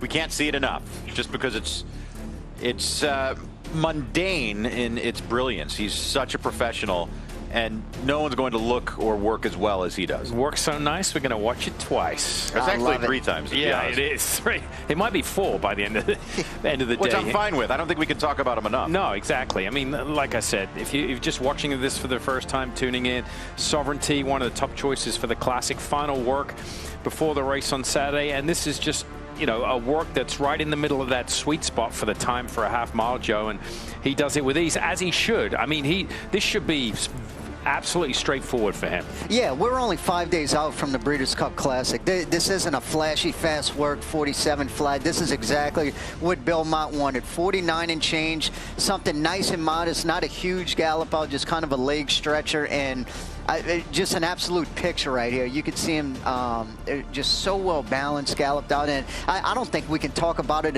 enough. As good as he looked in the Derby working that week, he's gotten so much stronger, so much bigger as he's progressed over the year. Yeah, he's starting to really develop physically. We've seen that in the morning. We've seen it translate to the afternoon, and then we see it in person. There's no doubt about it. He has really stamped himself. And this is a lot of pressure, too, for his exercise rider. Yeah. Not to go too fast or too slow. Simon showed that graphic. 46, 47 is way too quick. And then a 52, 53 is way too slow. So this was right in the sweet spot. I mean, if you're going to mess up on the slow side rather than the fast side. Andie Biancone, after this work, caught up with Hall of Fame trainer Bill Mott to get his thoughts on the final prep here. Mike, thank you so much. Bill, walk us through Sovereignty's work here. Well, you'd have to gallop through it, I suppose. But he was good. You know, we warmed up the wrong way. We cantered the wrong way, and planned on going a half a mile. And you know, I'd talked to Neil before the work, and you know, we were discussing what kind of work we wanted, and I said, you know, I suppose something similar to a 49, and he was 49 and change. He went off nice and smoothly, and I just finished watching the video, and it looked like he never moved his hands. It looked like he was just sitting still. His hands were in front of the saddle, and the horse was just cruising along very nicely. I was pleased the way he was getting over the track and the way he looked, and I was on the pony on the backside when he came back around, and you know, he caught his breath right away, and by the time, you know, we were walking back to the gap, he was, you know, it was almost like he had been out for a gallop. Walk us through the decision to back him up and jog the wrong way as opposed to your typical gallop a mile, stand and go work. He's gotten a little strong, and you know, Neil had, you know, we'd galloped him a mile, you know, in Saratoga a couple times, and he was getting a little strong. And then I'd warmed him up with the pony, and he's fine. But, you know, I think we were able to do enough warm-up, you know, going the wrong way. And you know, we let him just canter and hobby horse beside the pony going the wrong way. So he got a nice enough warm-up before the work. And just because we, you know, make it easy on everybody. And just an incredible display of horsemanship. Can you go into the psychology a little bit of why having Neil as his typical breeze rider and Jimmy Keyspray as his gallop rider, how that can help a horse like Sovereignty? Well, the horse has gotten a little stronger to gallop, and Jimmy's a little bigger than Neil, and he's been able to, you know, handle him very well in the mornings. I was happy with the way Jimmy had galloped him and got along with him well enough. His, you know, pace was good, but Neil is, you know, a very experienced work rider, and he was an Eclipse Award-winning jockey back in the day, and so he's got a lot of experience, and that's the, you know, coming into races like this, that's what you want. You know, you want somebody, you know, with the most experience, and somebody that you have a lot of confidence in, and is going to get the job done the way you want it. And Bill, I was just amazed. I mean, watching Sovereignty in the paddock yesterday after his gallop, he maybe just had a touch of white sweat on his neck and in between his hind legs, but today, not a spick of sweat on him. He was not blowing a candle. Is it just that easy for him to breeze and go that speed? Yeah, it looked like it was easy for him. And yesterday, of course, with the, we went back through the paddock, and then you're going into a new environment, and they're looking around, and that makes him sweat a little bit. And he's always been a horse that runs a little bit hot. Even we have to be careful not to put too warm of a night blanket or too heavy of a night blanket on, because he'll sweat a little bit underneath. So, it can be 40 degrees out, and we just have a lightweight blanket on him. Well, Sovereignty could not look any better this morning. Bill, thank you so much. Okay, thank you. He couldn't have been any better all year long. It's always relevant to look at the highlights of their campaign. But Sovereignty's Derby was ultra impressive. And to think, as we take a look at that run for the Roses back in the first Saturday in May, and to think that he's a better horse now than what he was on this day is a frightening thought to the competition. Well, and I tell you one thing, too. A lot of horses, if they got beat this day, they would put it down to the track, a sloppy racetrack. Horses, that proves how good he is. He can run on a sloppy racetrack, win the best 3-year-old race in the world on a sloppy racetrack, come right back, continue his form. He only had 3 horses beat down the backside, Joe. I mean, that's a tough trip to navigate through a field of 20. And talking about a sloppy track, this was his first time ever running on it. All of his previous races were on a fast track, so I don't think anybody knew how he would handle it, but boy, he really did handle it nice. And to Mike's point, to think that as good as he ran there, he's just as good now, especially with that 115 buyer in the Travers. And skipping the Preakness, we've touched on that. I think that takes more gumption to do that than maybe to run. I think 99.9% of trainers would have run him in the Preakness. We obviously have an opinion of what the result would have been, but I think it set him up well for the second half of the year. Bill's always going to do the right thing by the horse. And Godolphin, let's talk about them. Dramatic transition the last several years. They used to go to the yearling sale, Keeneland bite, top lot after top lot after top lot. They still buy high price yearlings, but those numbers have reduced. They switched to a homegrown breeding program, and all these runners now, they're all, you see, bred by Godolphin, bred by Godolphin. They've focused on buying more top quality mares to add to the group that they already have, and the results are showing. You want to see a brilliant performance, look no further than the most recent one for Sovereignty in the Travers and what he did this day. Oh, yeah. As we take a look, you can all look down at the form and see he won by 10. I think it underscores something we've been saying about Sovereignty all year. At 1 1/8, he's better than everybody else. But at 1 1/4, they can't touch him. I mean, look at where he is at the 8th pole versus where he is at the finish. He's about 3 lengths in front of the 8th pole. He's 100 lengths in front when they cross the wire. He's 3 for 3 going 1 1/4. Yep. And don't get me wrong. This was great in so many aspects. This was the weakest race he's running all year long. And he demolishes the competition. Sometimes, you're running against a lighter field and you only win by 2:11. He crushed the competition. It was an easy race. From a management standpoint, that's exactly what you want, right? You want an easy prep coming into the Breeders' Cup. He didn't empty out there. He's had 6 weeks, and that's why he looks like he does today.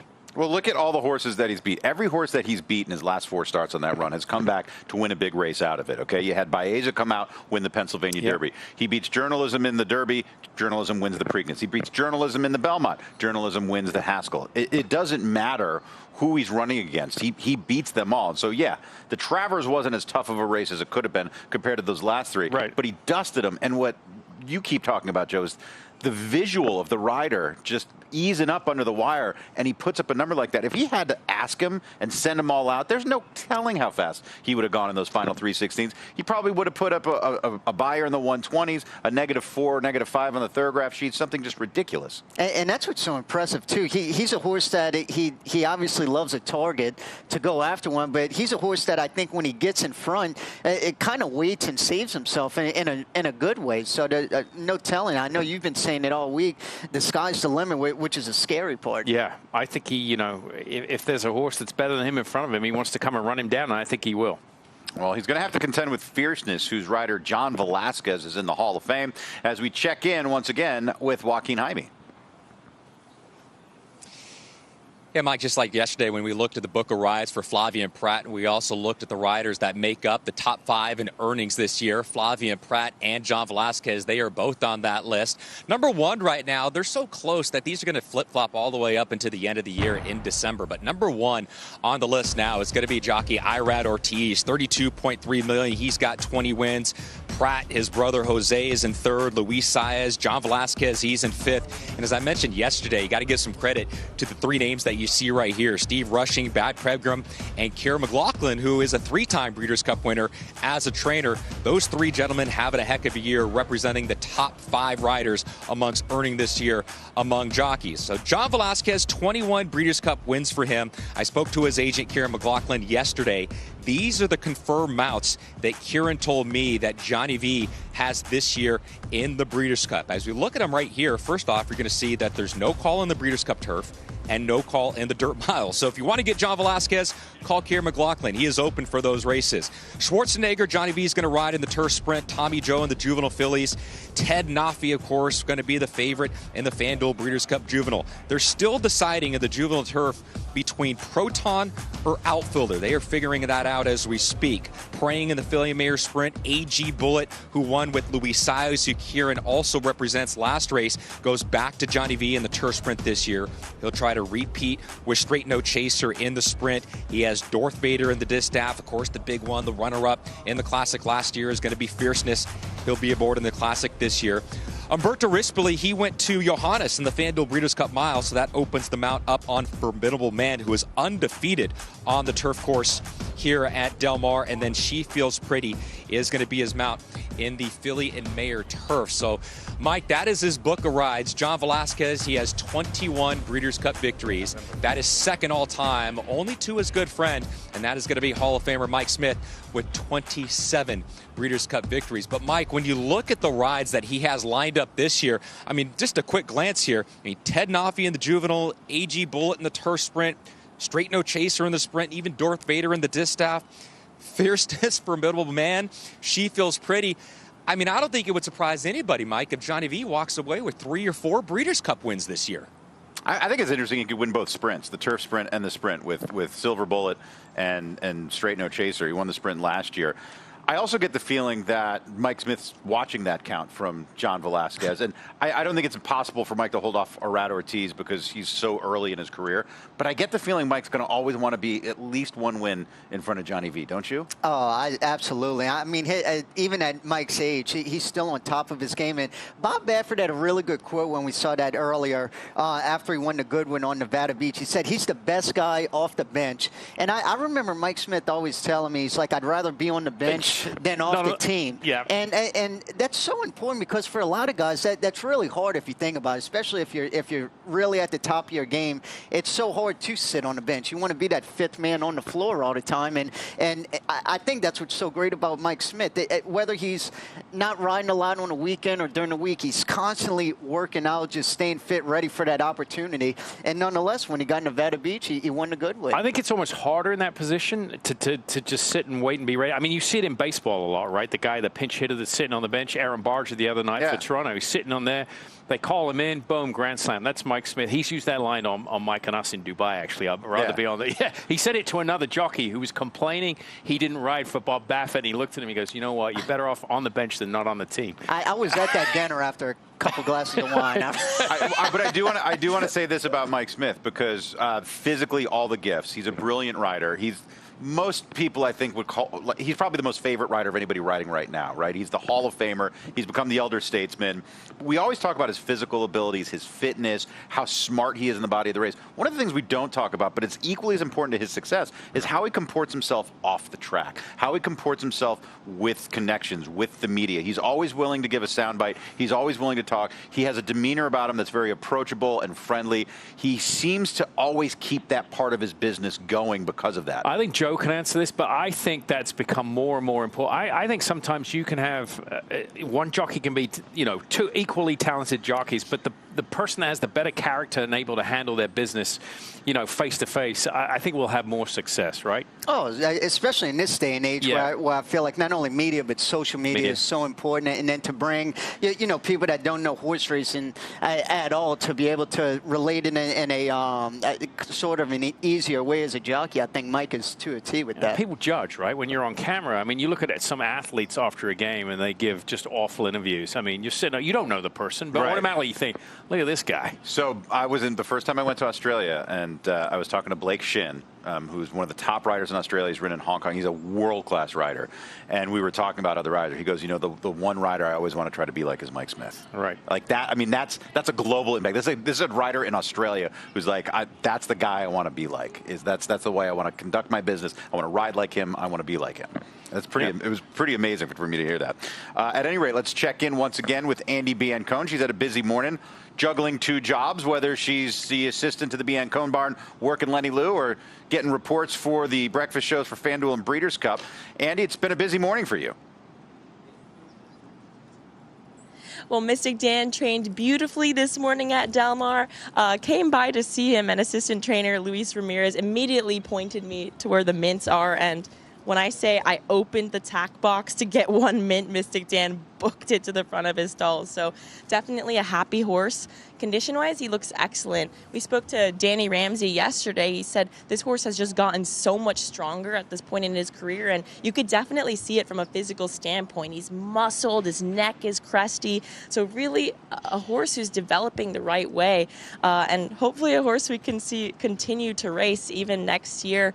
But Mystic Dan's certainly a fan favorite, and I'm excited to see what he can do here at Del Mar. Katin Bradar, not only is she on the show, she's a fan. She goes, great Wi-Fi at Las Vegas Southwest Terminal. See you soon. Katin, we love you.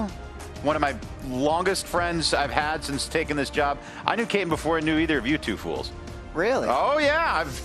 I started back in 2001, and Katin Bradar and I, we have the Chicago connection as well, but she is one of the best we've ever had in front of the camera as we take a look at the Breeders' Cup Draw Show coming up later today, 4 Pacific, 7 Eastern. Nick Luck, Brittany Ayrton hosting the draw.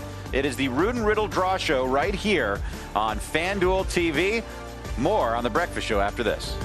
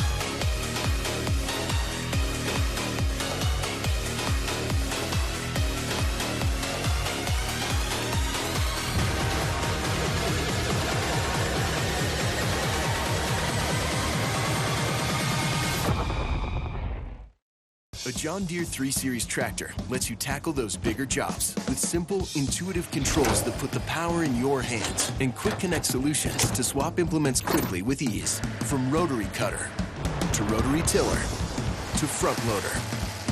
Take on all your property's biggest challenges. You just have to get in the seat. John Deere is the official partner of the Breeders' Cup World Championships.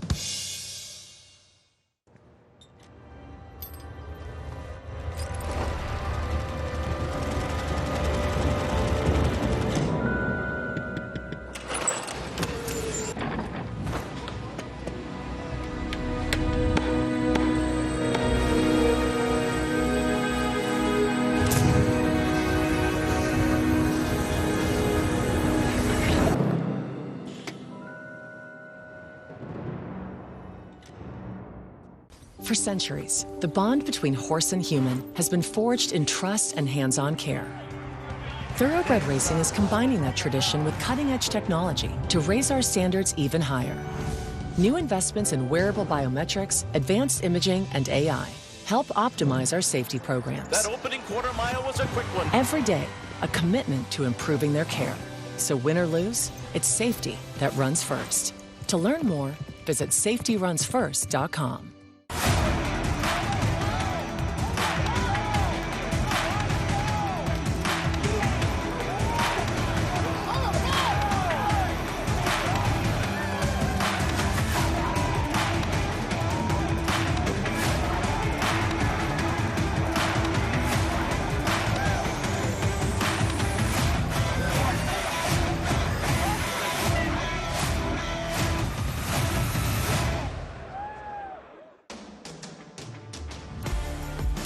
The winner of the Del Mar Futurity Brant on the racetrack earlier today for Hall of Fame trainer Bob Baffert. $3 million purchase. Brant started in one of the all-time great conditioning centers the country over, the Eddie Woods Training Center, as we take a closer look at the beginnings of this fantastic animal. As with every sport, the path to becoming a champion starts long before we see an athlete reach the pinnacle of their profession. And in the sport of kings, to get to the Breeders' Cup, many start here, with some of the best horses to ever grace a racetrack, starting with this man, Eddie Woods. Eddie is known in the business as one of the great pinhookers of his time. Think of him as a high school coach, the one that sees that first initial sign of talent. He doesn't just see a horse, he sees its potential, its confirmation, the flicker of raw ability that separates a good horse from a great one. And in this business, where fortunes are won and lost in a single glance, no one doubts his opinion. Eddie's like shopping at Neiman Marcus. I mean, it's all good. He's got all the good stuff. An absolute gentleman. He's a legend in our business and one that anyone would emulate to be part of.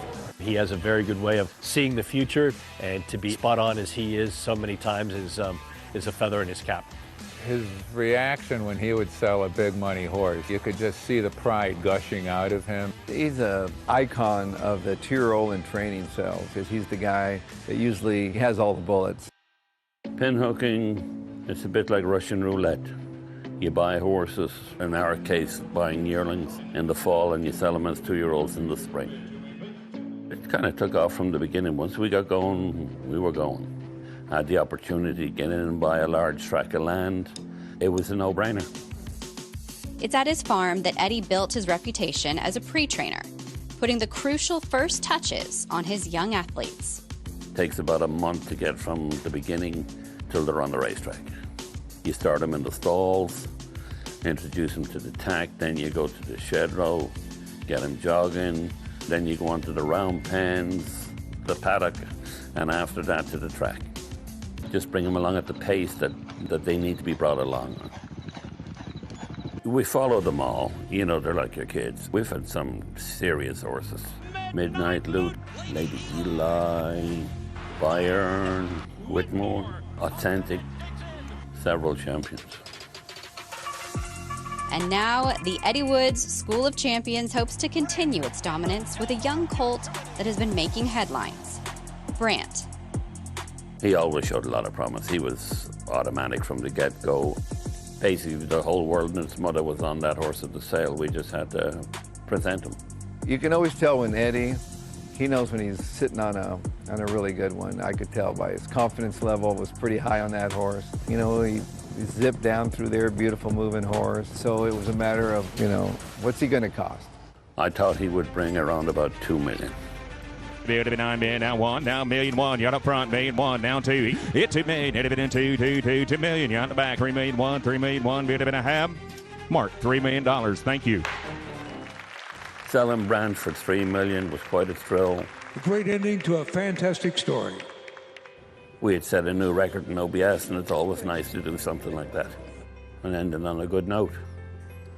That note came in the form of retirement. After 3 decades perfecting his craft, Eddie Woods has brought the curtain down on what has been arguably the most influential pinhooking and two-year-old training operation in North America. From all of us to you, Eddie, Angela, Tanks, good luck. We were at the top, we're close to it. I turned 67, and it was time to go. The thing I'll miss the most is the farm. We built it, came out beautiful. It's gone into good hands. That's what I miss the most, I think. And selling a $3 million horse.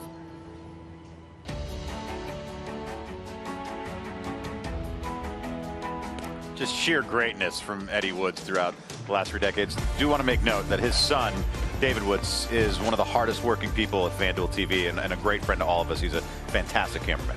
Yeah, great job by David. He helps us out. And the foundation laid by his dad made him a hard worker as a young man. Well, the foundation was already laid for Sovereignty as he was putting the final touches on his preparation for the Breeders' Cup Classic this morning. We hope you've enjoyed breakfast at the Breeders' Cup. Join us for the Root and Riddle Draw Show later today. For everyone, I'm Mike. Thanks for joining us. We'll see you tomorrow.